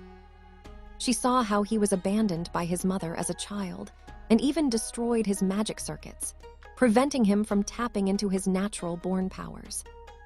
Celestia watched as Ethan was raised by his kind grandparents, who loved him as if he was their own son. She saw the incident that made him ride the wrong train and end up at Brynhildr Magic Academy. The Fairy Queen watched how the naive, ignorant teenager fell into despair in the lands of Alastor, almost breaking him. She grieved when she saw how much he suffered and sacrificed in order to become the man he was now. Celestia saw the faces of the ladies, whom Ethan loved and loved him back. She saw his struggles, his battles, the lessons he learned, the hardships he overcame, the happy moments of his life, and the sad times, making her weep as the tears fell from her eyes. Her tears were tears of sadness, happiness, and heartache for everything he experienced in life. A part of Celestia wanted to curse Ethan's mother, but knowing that she had almost done the same with her son, Lur, she felt like she didn't have the right to admonish her. She also saw how the two of them had reunited and witnessed how much tears they both shed, making her heart melt from both joy and sadness. Seeing that her precious descendant was in the center of the upcoming storm, she felt relieved that she had bestowed her powers upon him, allowing him to have the power to survive the battles ahead. Ethan felt something warm and wet fall down on his hand, making him slowly open his eyes. The beautiful fairy queen, who was probably the most beautiful lady he had seen in his lifetime, wept silently in front of him. Ethan couldn't help but summon a handkerchief from his storage ring and used it to wipe her tears away. Celestia didn't make any move to reject Ethan's kindness and let herself cry until she could regain her composure. "You lived a hard life," Celestia said with tears still in her eyes. "A life filled with ups and downs. But Ethan, I can tell that despite everything, you are happy right now, right?" Ethan nodded. "Yes, I'm happy. I feel truly blessed." Celestia covered her face with her palms because the tears that she thought had stopped falling fell once again. She was crying not only because of Ethan. She was crying because she hadn't been there for her son, Lur, all these years. Ethan, who didn't know what to do, did the only thing he could do, and that was to wrap his arms around the fairy queen and gently caress her head, allowing her to cry on his shoulder. Celestia cried bitterly for nearly half an hour before she finally stopped. "I'm fine now, thank you," Celestia said softly. But she didn't pull back and continued to hug Ethan, feeling his warmth. She knew that she couldn't let him stay forever in her domain because he still had things to do in the outside world. Several minutes later, she finally pulled back and looked at Ethan with a smile.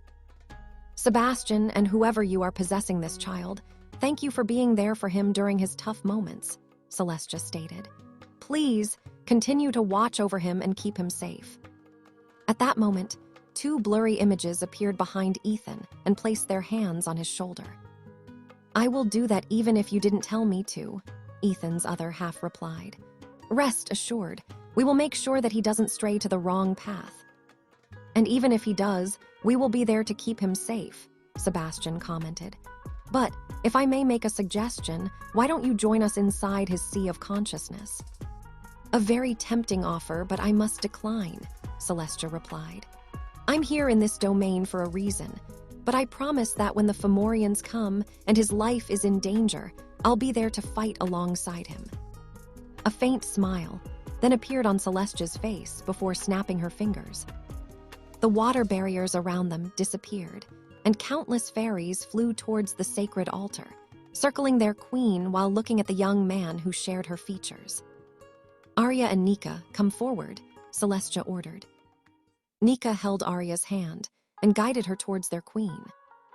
Truth be told, the little gatekeeper was still afraid of Queen Celestia because of what she did to her sisters. "Worry not, little one, for I will not hurt you," Queen Celestia said. "I have a mission for the two of you, and I will not take no for an answer. Both of you will accompany Ethan back to Brynhildr Academy and watch over him for me. Arya, this boy has a lover whose name is Lillian. You should become her familiar because I am certain that the two of you will resonate with each other." Become a familiar, Arya blinked. As a fairy, she understood what becoming a familiar meant. However, she was afraid that this girl named Lillian might not be a good person. "Don't worry, she's a kind and loving girl," Ethan said to Arya, who seemed to be afraid of meeting a complete stranger. "If you don't like her, then you can become my familiar instead. I'll give you a lot of candies every day." "Candies?" one of the fairies gasped. Did he say candies? Free candies every day. Wow. Wait, I want candies too. Me too. Me 3. the fairies suddenly landed on Ethan's head, shoulders, and clothes, demanding candies from him as well. Seeing this scene made Queen Celestia giggle as he looked at the 30 fairies who were asking for candies from Ethan. "Fine, I'll allow the 30 of you to accompany Ethan," Queen Celestia said. "Make sure that he isn't bullied by anyone in the academy. Nika, you will lead them, okay?" "Oh, yes, Your Majesty." Ethan stayed for another hour inside the legacy domain before Queen Celestia bid her goodbye. "Ethan," Queen Celestia said, "no matter how hard and sad life gets, know that I will always be here for you whenever you need it." "Thank you, Queen Celestia," Ethan replied with a smile. "Till we meet again." Queen Celestia nodded. "Till we meet again." The fairies, who were going to accompany Ethan, flew beside him, with Arya perched on top of his head. Nika, on the other hand, sat on his right shoulder, ready to fulfill the mission that was given to them by their queen. "Remember this, Ethan," Queen Celestia said as she reached out to caress the side of the young man's face. "Life itself is the most wonderful fairy tale." Celestia kissed Ethan's cheek and waved her hand, sending him out of her domain, back to the world where he belonged. When Ethan returned to the Forest of Westshire, he didn't appear in the clearing where the entrance to the epic legacy domain was located. Instead, he was deliberately sent a mile away from it, as requested by his other half from Queen Celestia. Right now, dozens of powerful wizards, witches, elves, fairies, beastkins, and dwarves are gathered at that clearing, waiting for you to arrive, Ethan's other half said. "It would be best to scout to have an idea as to how they will react when you make your appearance." Arya, Nika, and the 30 fairies who were ordered to accompany Ethan were also aware of their master's current situation. "Sebastian and I will do an experiment, so lend me your body for a bit," Ethan's other half stated. "Although I'm sure that Professor Barrett and maybe the Grand Archmage, Edmund, is on your side, it's still best to be safe than sorry." Ethan nodded his head in understanding and allowed his other half to take over his body. The sea god's trident, which had Sebastian's gem embedded in it, appeared beside him. Grasping the trident, Ethan's other half chanted a spell, creating a human made of water. His specialty was making illusions, and he simply needed to make the illusion real enough so that others would think that it was Ethan. For that to happen, he needed mass, and what better way to do it than create a human made of water with Ethan's appearance? A perfect replica of Ethan appeared, wearing the same clothes he had. "Go," Ethan's other half ordered, and the clone bowed his head respectfully. A moment later, a crystal-like butterfly wings appeared on his back, making all the water fairies look at their master's clone with sparkling eyes. "Fairy Prince. Fairy Prince. As expected of our queen's descendants, he is indeed a prince." Ethan inquired why the fairies started calling him a prince, and they were more than happy to answer his questions. According to them, in the fairy world, only those with butterfly wings were part of the royal family.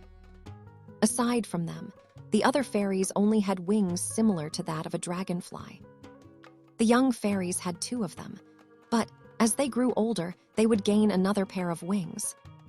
Those who had become more powerful, like high pixies and high fairies, would gain 6 wings, which was the only way to tell how powerful a fairy or pixie was. While the fairies were explaining these things to Ethan, his clone finally arrived at the clearing. The moment Ethan landed, everyone's gazes locked on his body. Since Ethan's other half was the one controlling it, he acted normally and walked towards Professor Barrett and Lord Edmund, who had already been told about what had transpired inside the legacy domain. But just as Ethan was about to arrive near the adults, Constantine shouted from where he stood. "He took the legacy for his own instead of destroying it," Constantine shouted. "He might already be possessed by its power and has become a puppet of the Water Fairy Queen. I say we end him now before he can threaten the Shire continent." The Beastkins, dwarves, and humans were the races that had suffered a lot during the expedition. Several young geniuses had perished inside the legacy domain, which was something that was making the adults feel resentful. Because of this, They needed an avenue to vent their frustration. And what better way to do it than to target Ethan, who had acquired the legacy inside the domain? Professor Barrett and Lord Edmund walked toward Ethan and stood on each of his side, protecting him from those who wanted to take his life. You talk loudly for someone who instigated the humans, dwarves, and beastkins to attack the fairies in the beginning of the expedition, Ethan's clone snorted. If not for you, the fairies wouldn't have antagonized the human race and massacred them inside the domain. If there is anyone who should be killed here, it's none other than you. There was already an agreement that we must first try to initiate peaceful dialogue between us and the denizens of the domain. Yet, you ignored the direct orders of your superiors and led everyone to massacre the fairies. He's lying, Constantine denied Ethan's words. I did no such thing. You did, a wood fairy shouted. I was there when you told the humans that the water fairies shouldn't be trusted and must be killed before they attacked us. I was there as well. An elf stepped forward and pointed his finger at Constantine. Because of you, many lives were lost inside the domain, you scummy human. The fairy and elf that had spoken were both prodigies of their race, so their words held some weight, making the adult elves and fairies glare in Constantine's direction. Ethan's clone crossed his arms over his chest as he eyed Constantine, who suddenly became the public enemy, #1 of the members of the young generation. Let's put aside the human boy's act for a moment and focus on the situation at hand. A dwarf holding a large hammer in his hand stated. Our goal for coming here was to destroy the legacy tome, but it seems that human greed still won in the end. That power should not be allowed to exist. Lord Edmund looked at the dwarf and smiled. So, what do you suggest, Digel Hammerhand? What else? Digel sneered. In order to prevent future problems, I say we smash that young man's head. Are you sure about that? Seth asked. My daughter, Lyall, told me that the Fairy Queen declared that Ethan's enemies would be her enemies. Have you forgotten what Queen Celestia had done in the past? HMPH. That is just tailies used by humans to scare their children, Digel snorted. I'm afraid they are not mere tailies, Digel. One of the members of the Elven Council stepped forward. Us elves have also been told to never ever offend the Water Fairy Queen again. We didn't know that this domain belonged to her. If we did, we wouldn't have allowed anyone to disturb her rest. We dare not offend the Colossi who was once betrayed by our people. Also, the moment we antagonize her, it will not only be the Water Fairy Queen who will become our enemy. Arariel will also come to drag us all to the bottom of the sea. Digel laughed out loud after hearing the elf's words. I guess it is you elves who don't know about real history. Weren't Arariel and his kingdom, Atlantis, destroyed when they were attacked by the Fomorians, demons, and Shadow Wolders? Digel sneered. I'm sure he is hiding right now in fear of being targeted by those who wrecked his kingdom. What is this dumb dwarf talking about? A high fairy raised her fist in anger. The ones who won that war were Queen Celestia and Arariel. The fact that this legacy domain belongs to Queen Celestia is proof that she is still alive. If she is alive, then Arariel is still alive. Even if he is hiding, it will not take much effort to drown you shorties. That's right, another fairy shouted. If you midgets want to die so badly, don't drag the entire continent with you, fools. Digel, who had been called dumb, shorty, and midget, roared in anger as he raised his hammer. The other dwarves also took action ready to fight, but before anyone could even do anything, something unexpected happened. I see, so the dwarves are still as stubborn as I remember, huh?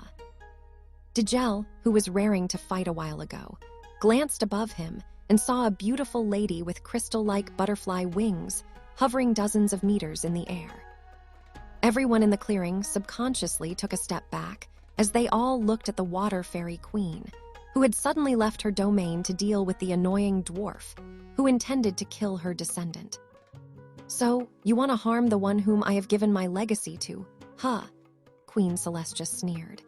It seems that you midgets have forgotten how your High King begged for my mercy and forgiveness back then.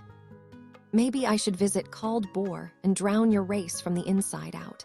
Perhaps forgiving all of you back then was a mistake.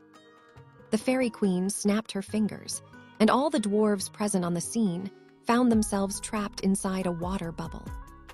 All of them started to struggle because they were unable to breathe, making everyone in the clearing turn pale.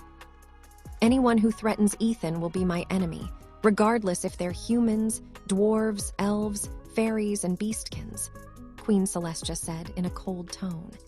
I guess all of you have lived very peaceful lives that you have forgotten that I am one of the colossi, huh? No good.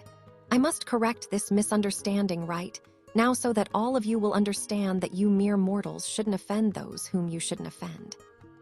Digel, whose face had turned extremely pale from lack of air, was trying to hold his breath for as long as he could. If he knew that the water fairy queen could leave her domain anytime she wanted, he wouldn't have said the things he said earlier. Queen Celestia, please forgive them. Ethan's clone tried to talk things out with the water fairy queen. Please do it for me. Ethan's other half couldn't care less even if the dwarves died, but letting it happen would create more complications in the future. It would be better to make them indebted to Ethan instead, which would diffuse the current situation. Queen Celestia knew that the one talking to him was merely a clone, but she still snapped her fingers to release the dwarves, who all fell on the ground, gasping for breath and soaked with water. There will be no next time, dwarf, Queen Celestia said icily. You got lucky this time because my chosen one is benevolent. Now, why don't you thank him for saving your lives? Thank you, Digel said as soon as he regained his composure. I'm sorry for my earlier outburst. Ethan's clone nodded. However, the corner of his lips curled up into a smirk as he eyed Constantine, whose face was as white as a candle. While I do forgive the dwarves, I cannot forgive him, Ethan's clone said as he pointed at Constantine. He has to pay for the crimes he committed inside the legacy domain. Originally, Ethan's other half planned to let Ethan deal with Constantine. But since Queen Celestia was already here, he might as well deal with this troublesome brat while they still could. Indeed, Queen Celestia's eyes glowed with power. This person has murdered my subjects. Constantine, feeling that he would never be able to do anything anymore if he didn't do anything now, immediately activated his gravity domain. But before his domain could manifest, he saw his right hand, which was holding his wand, fall to the ground in front of him. However, it wasn't only his right hand. His left hand had also fallen on the ground, making some of the ladies scream in fright. Ah! Constantine's shout drowned out the other screams in the clearing, as the pain of having his hands cut off took effect. Simply killing him will not appease me, Queen Celestia stated. Ethan, I order you to make him regret the crime of killing my subjects. As you wish, Queen Celestia, Ethan bowed respectfully. Queen Celestia then glanced at the dwarves, making all of them flinch. After Ethan is done torturing that brat, he will be going to Northshire to have a dialogue with the ice dragons, Queen Celestia said. All of you will assist him in his endeavor, yes. Digel and other adult dwarves nodded their heads and promised that they would do their best to assist the young man, who was looking at the screaming Constantine with a devilish smile on his face. I order the elves and fairies to seal off this place and bar everyone from entering it, Queen Celestia ordered. The Fomorians will be coming to the continent soon, so all of you better prepare to face them instead of focusing on your petty squabbles with each other.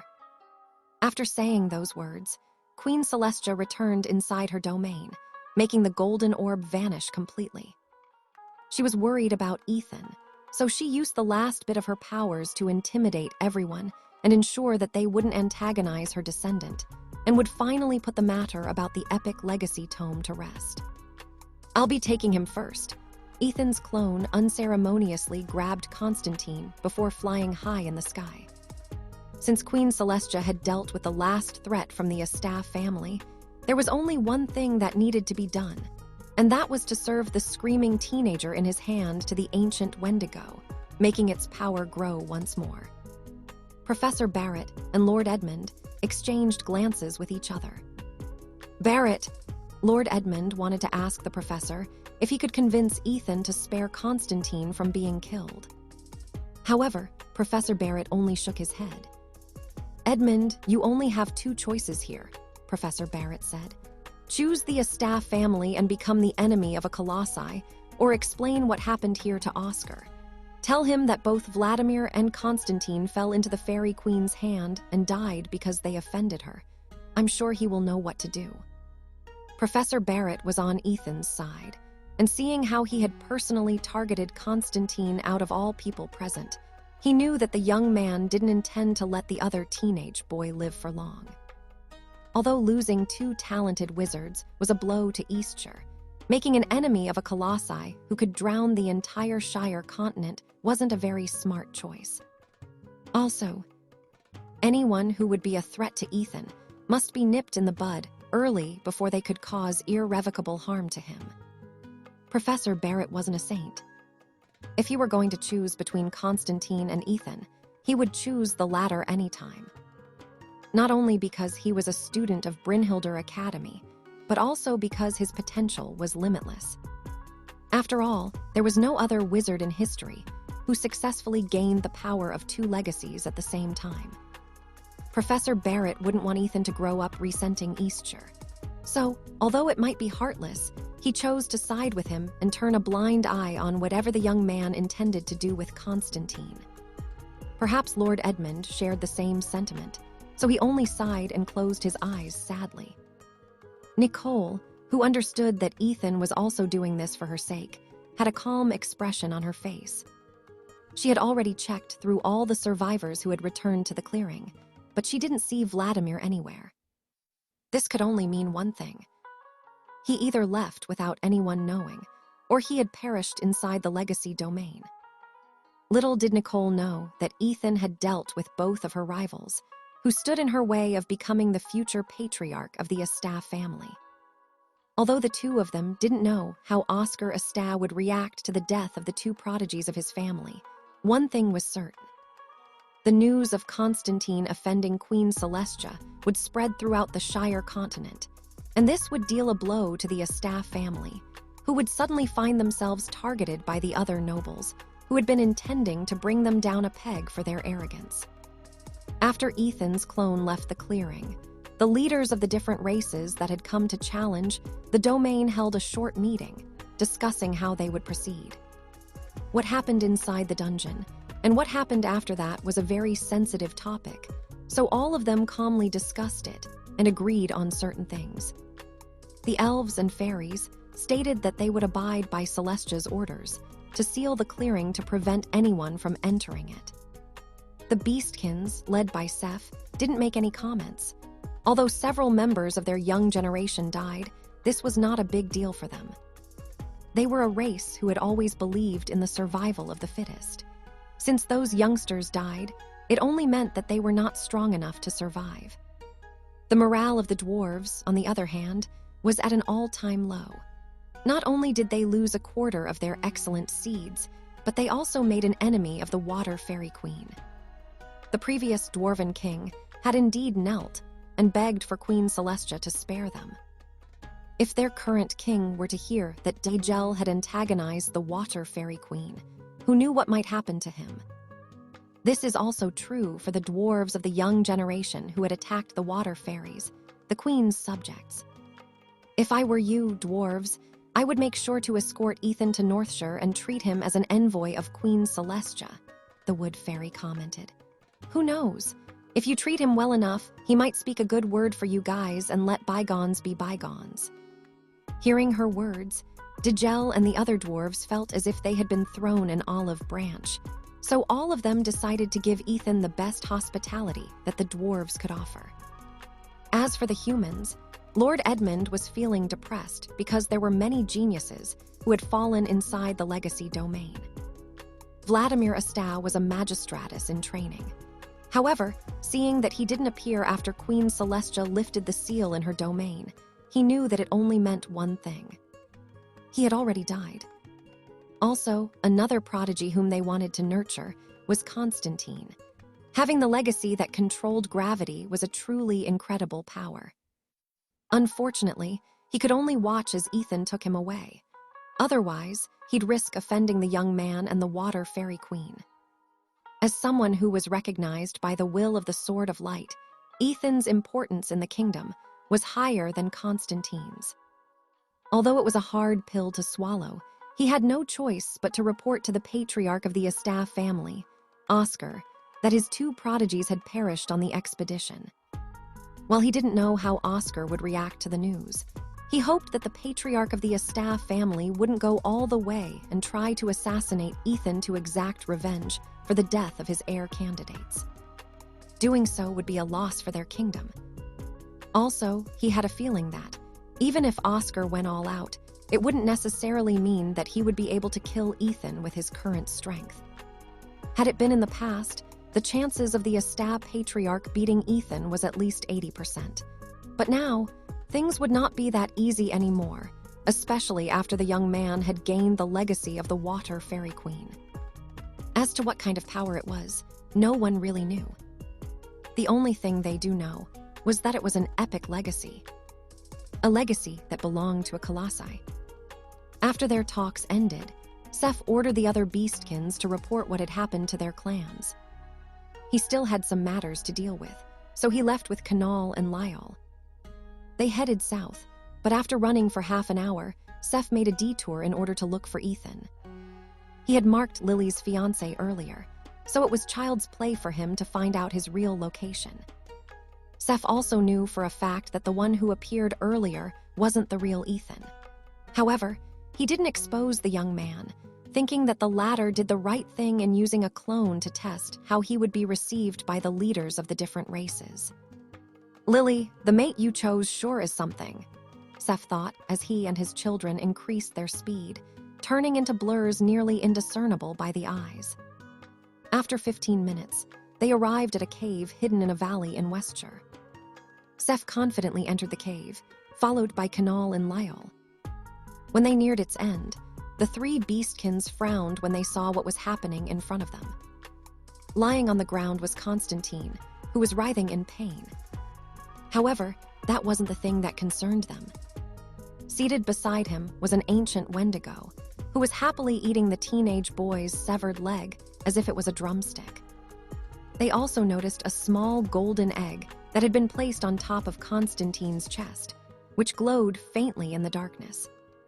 After seeing this scene, Seth shifted his gaze to the young man, who was leaning on the wall with his arms crossed over his chest. Several fairies were hovering beside him, and all of them had taken a fighting stance, ready to cast spells to attack the three beastkins who had entered the cave uninvited. At ease, everyone, Ethan said as he looked at Lily's father with a calm expression on his face. They're not our enemies, at least for now. For now, Seth arched an eyebrow because he found Ethan's words amusing. Does that mean that we'll become enemies in the future? That's not up to me, father, Ethan replied. He didn't hesitate to call Seth father since he planned to marry Lily in the future. The one who'll decide if the two of us will become enemies is you. I see, that makes sense, Seth nodded. Indeed, we are not enemies for now. Lyall, who wanted to hug Ethan, took a step forward, but all the fairies summoned water balls in front of them. Their queen had specifically told them that if Lyall came close to Ethan, they were to attack her regardless if she was an ally or not. Seeing that the fairies were serious about preventing her from approaching the handsome young man, Lyall smirked evilly and extended her claws. But before she could do anything, Kanal gave her a chop on the head, making her cry out in pain. Behave yourself, Kanal ordered. Father came here because he wanted to discuss something with Ethan. Lyall rubbed her head, her expression filled with injustice. However, she also understood that when her father did something, he didn't want anyone to interfere with what he planned to do. I came here to let you know that, although you have survived the trial, which could have led to your execution, this incident is still not over, Seth stated. Many have died on this expedition, and I'm sure they will pressure their leaders to punish you in one way or the other. Queen Celestia has declared that your enemies will be her enemies, but the Shire continent doesn't lack smart people. They will soon realize that the Water Fairy Queen is in a weakened state and will not be able to leave her domain anytime soon. Also, the fact that you obtained her legacy means that her power has greatly diminished. You might not understand the significance of obtaining a legacy, but the reason why it is called as such is because you can only gain it if its owner is dead. Since Queen Celestia is still alive, yet she has given you her legacy, it means that she doesn't have the ability to drown the Shire continent anymore. The moment people realize this, they will start to make plans for you. I don't know how Edmund and the King of Eastshire will treat you from now on, but you must always be on your guard. Don't trust them completely. You now possess incredible powers, and since humans are a greedy race, I wouldn't be surprised if they tried to control you and your powers for their own purposes. Ethan nodded in understanding. Queen Celestia had also told him the same thing before he left her legacy domain. The fact that she used the last bit of her powers to instill fear in the others and let them know the consequences of harming him made him feel truly grateful. But at the same time, he also felt sorry for her, knowing that she pushed herself to the limits for his sake. The dwarves will definitely take good care of you when you go to Northshire, Seth added. But after that expedition ends, you should be careful when you return to the academy. It may not happen in the next month or two, but when people start to connect the dots, they will no longer be afraid of Queen Celestia's threat. Also, do not come to Southshire for the time being. My race likes to bear grudges, and although you were not directly responsible for the deaths of our people, some might seek you to avenge those who have died simply because you obtained the Water Fairy Queen's legacy. While it pains me to admit, we are a race that moves on emotions. Just like how a beast will fiercely protect their young from predators, we will bare our fangs toward whomever we believed had played a part in the deaths of our people. But I have good news about this. Their hate for the Astaf family is greater than their hate for you. So remind your girlfriend, Nicole, that she should not visit Southshire anytime soon either. Ethan nodded in understanding. Thank you, Father. I will keep your words in mind. Seth snorted. Don't call me father until you have personally visited our ancestral lands with Lily when you come of age. Only then will I recognize you as her mate. Father, you will recognize him as my mate too, right? Lyall grabbed onto her father's arm and swung it left to right like a spoiled child. Right. Seth pried Lyall's hold on him and turned away to head to the exit. Lyall pouted and shifted her eyes in Ethan's direction. But seeing that the fairies were raring for a fight, she decided to leave for the time being. I can always visit Brynhildr Academy to see him, Lyall thought to make herself feel better. Canal gave Ethan a brief nod before following behind his father. Lyall, on the other hand, bid Ethan farewell and even told him that the next time she saw him, she would pin him down and gobble him up. The fairies didn't like what she said and unleashed a barrage of water spells at the hateful girl. But Lyall casually evaded their attacks while chuckling happily. She then ran toward the exit of the cave, leaving Ethan, as well as his other half, shaking their heads in helplessness due to the crazy girl's antics. Sebastian, on the other hand, laughed and even teased his comrade at arms, saying that having Lyall as one of Ethan's lovers would be fun. No crazies in the family tree, period, Ethan's other half said firmly. Ethan ignored Sebastian's and his other half's banter inside his sea of consciousness and looked at the teenage boy who was writhing on the ground. Dainsleif had finished eating Constantine's other leg and couldn't wait to gobble him up completely. Unfortunately, the golden egg was still not done absorbing his magic powers. In fact, it was as if the egg knew that Constantine would be dying soon, so it slowly savored his magic power as if it was sipping a fruit juice. Hurry up, Ethan ordered as he knocked the golden egg with the knuckle of his index finger. If you don't finish soon, I'll ask Dainsleif to eat him whether you're finished absorbing his magic or not. The golden egg couldn't talk, so it could only shake left to right as if mouthing a complaint to Ethan. However, the young man only found its action quite amusing. Spare me, Constantine said through gritted teeth.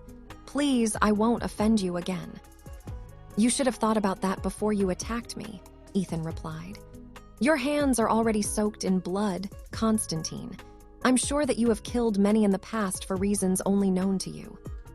But the moment you took someone else's life, you should have been ready for others to take yours as well. Ethan didn't feel a tinge of guilt for killing the teenage boy before him. Why would he when it was Constantine who attacked him out of nowhere? He had learned in the lands of Alester that being kind to your enemies was a mistake.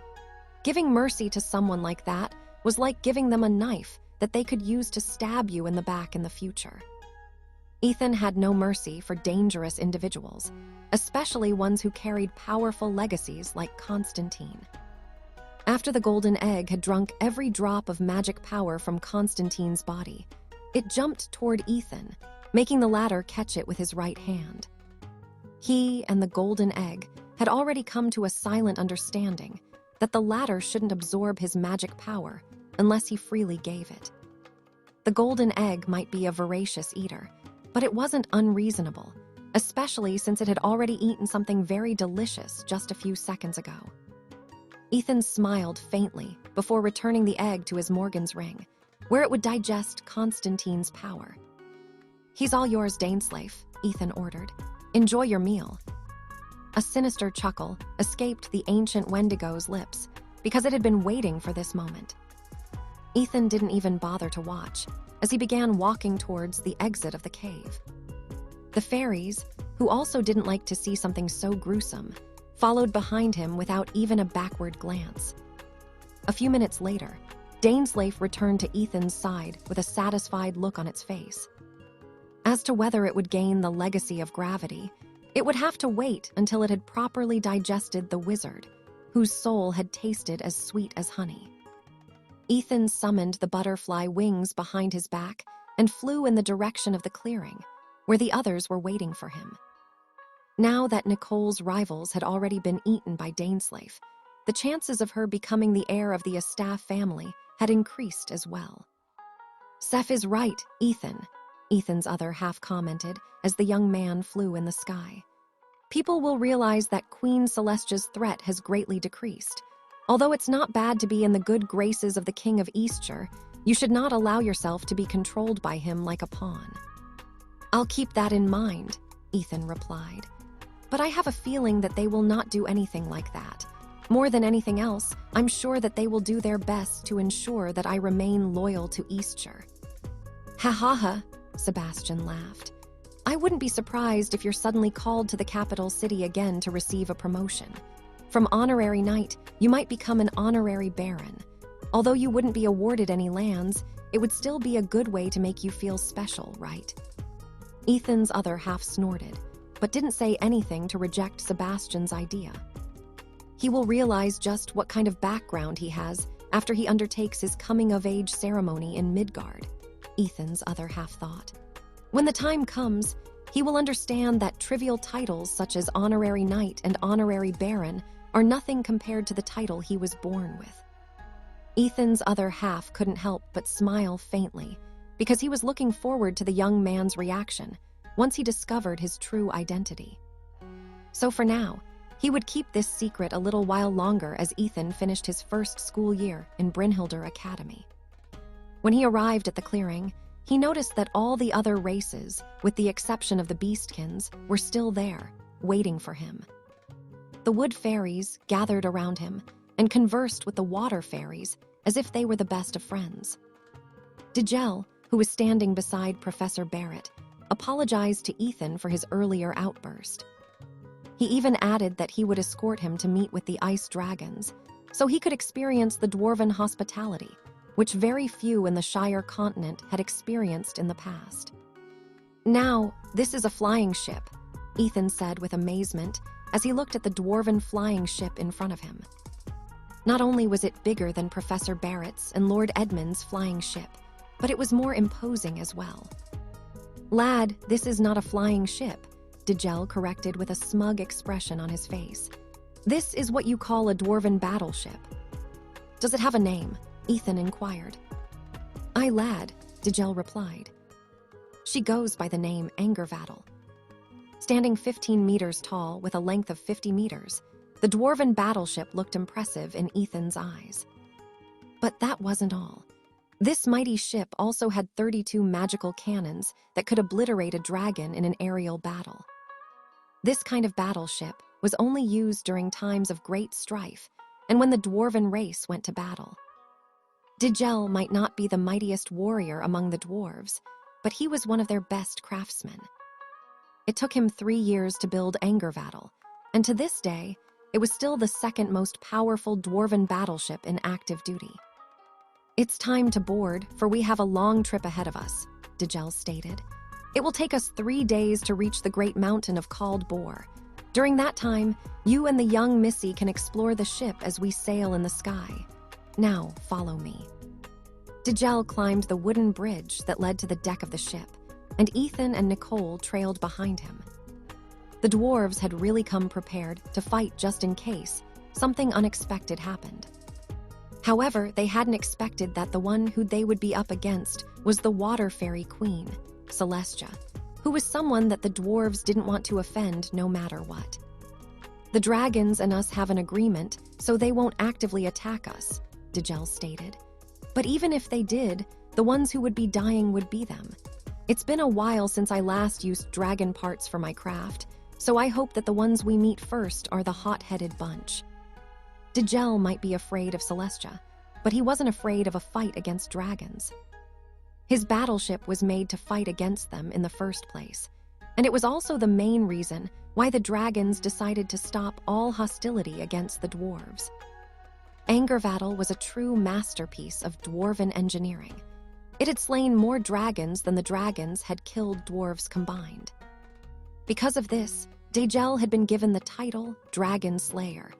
Many dwarves viewed him as a role model, aspiring to become a master craftsman just like him. After making sure that everything was in order, the battleship rose up in the air and flew toward the Called Boar Mountains, where the great underground cities of the dwarves were located. Ethan knew that although the dwarves seemed calm and hospitable on the surface, that didn't mean that they had forgotten those who had died inside the legacy domain. Before Ethan was sent out of the domain, he talked with Queen Celestia, asking if it was possible to return the bodies of the fallen back to their families. It took him some time to convince the Water Fairy Queen, but in the end, she relented. When Ethan's clone had taken Constantine away, she took that opportunity to eject the dead bodies of the invaders from her domain. This allowed the different races to give those who had died a proper burial, putting this nightmare behind them. The dwarves had already taken their dead kins and housed them safely within their battleship. Truth be told, Ethan didn't want to be there when they returned these dead bodies to their families. Perhaps knowing what he was thinking, Nicole decided to head back to Eastshire after completing their mission. Although she wanted to visit the dwarven capital, she also understood that the families of those who had died might harm them in order to vent their sadness and anger. In order to avoid getting hurt, it would be best to first return to the academy and let the storm pass for the time being. 3 days later, the mountains of Called Boar appeared in their view. Ethan and Nicole, who were both wearing clothes meant for the cold, looked at the distance and admired the beauty in front of them. "Welcome to Northshire," Digel said.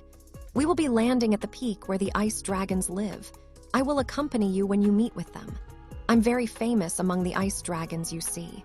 Having me around will ensure that they will not do anything funny to the two of you." "Thank you, Sir Digel," Ethan replied. "We are truly grateful for your help." "It is but a small matter," Digel replied. "Still, I find it surprising that the two of you wish to talk to those standoffish creatures. Care to tell me why you want to have an audience with them?" Ethan glanced at Nicole. After all, he didn't have the right to expose her real reason for coming to the Called Boar Mountain. Nicole nodded in understanding before answering Digel's question. "We came to bring the message of the previous Dragon King to them," Nicole replied. "Truth be told, I don't know how they will react to it, but since Sir Digel is with us, they might probably not go out of their way to turn us into ice sculptures." Digel laughed out loud before patting his chest with confidence. "Worry not, lass," Digel stated. "As long as I'm there, those ice dragons will not touch a strand of your hair. Feel free to make demands to them because I got your back. It's very reassuring that you're here with us, Sir Degel. While the three were talking, anger battles soared upward, passing through the clouds that hid the mountain peaks from view. Even from a distance, they could see a few ice dragons flying in the air. The moment the ice dragons noticed the battleship flying in their direction, they let out a loud roar, informing their brethren that Angervattle had appeared. Looks like we're going to get a warm reception from them, Degel sneered. Battle stations, everyone. If even one of these ice spitters does something funny, blast them off from the air. Eli. Ethan watched as the dwarves manned their dwarven magical cannons and aimed them in the direction of the dragons who were flying in their direction. I just hope that they will let us talk things out first before they start firing at the dragons, Nicole said, with a stiff smile on her face. Ethan wanted to say that what she feared wouldn't happen, but knowing that it might jinx their mission, he decided to keep his lips shut tight. But he made sure to firmly hold the wand in his hand, just in case the ice dragons were not in the mood to talk to them. State your business, dwarf, an ice dragon, which was twice the size of the other ice dragons, said in an imposing tone.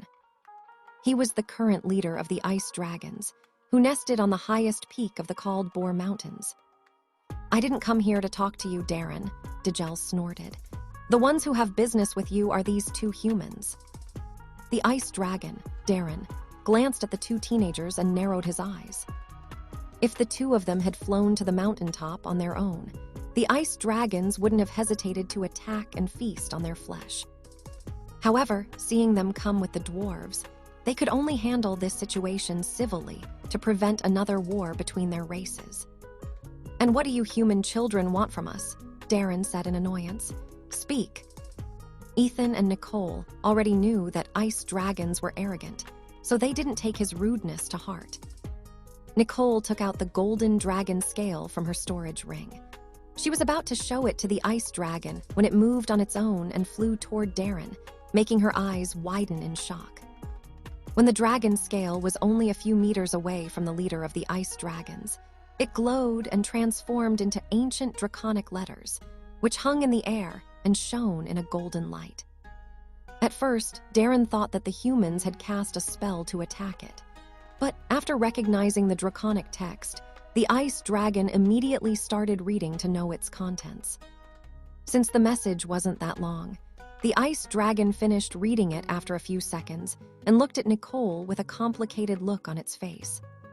Come, Darren ordered before flying toward the mountain peak. The draconic runes disappeared, and the golden scale flew back in Nicole's hand, making her sigh in relief. Since Darren had asked them to follow it, there was a chance that they would honor the previous Dragon King's request. The battleship soared toward the mountain and landed in a clearing, hovering 3 meters above the ground.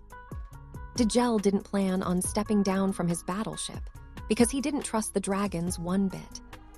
He would remain there and ensure that they were ready for battle just in case the ice dragons suddenly decided to attack them. Don't be afraid, Degel said. We'll be here. Nicole and Ethan nodded before they took off with their flying brooms and flew to where Darren had landed. Several other ice dragons landed beside them, encircling the two teenagers. Show it to them, Darren ordered.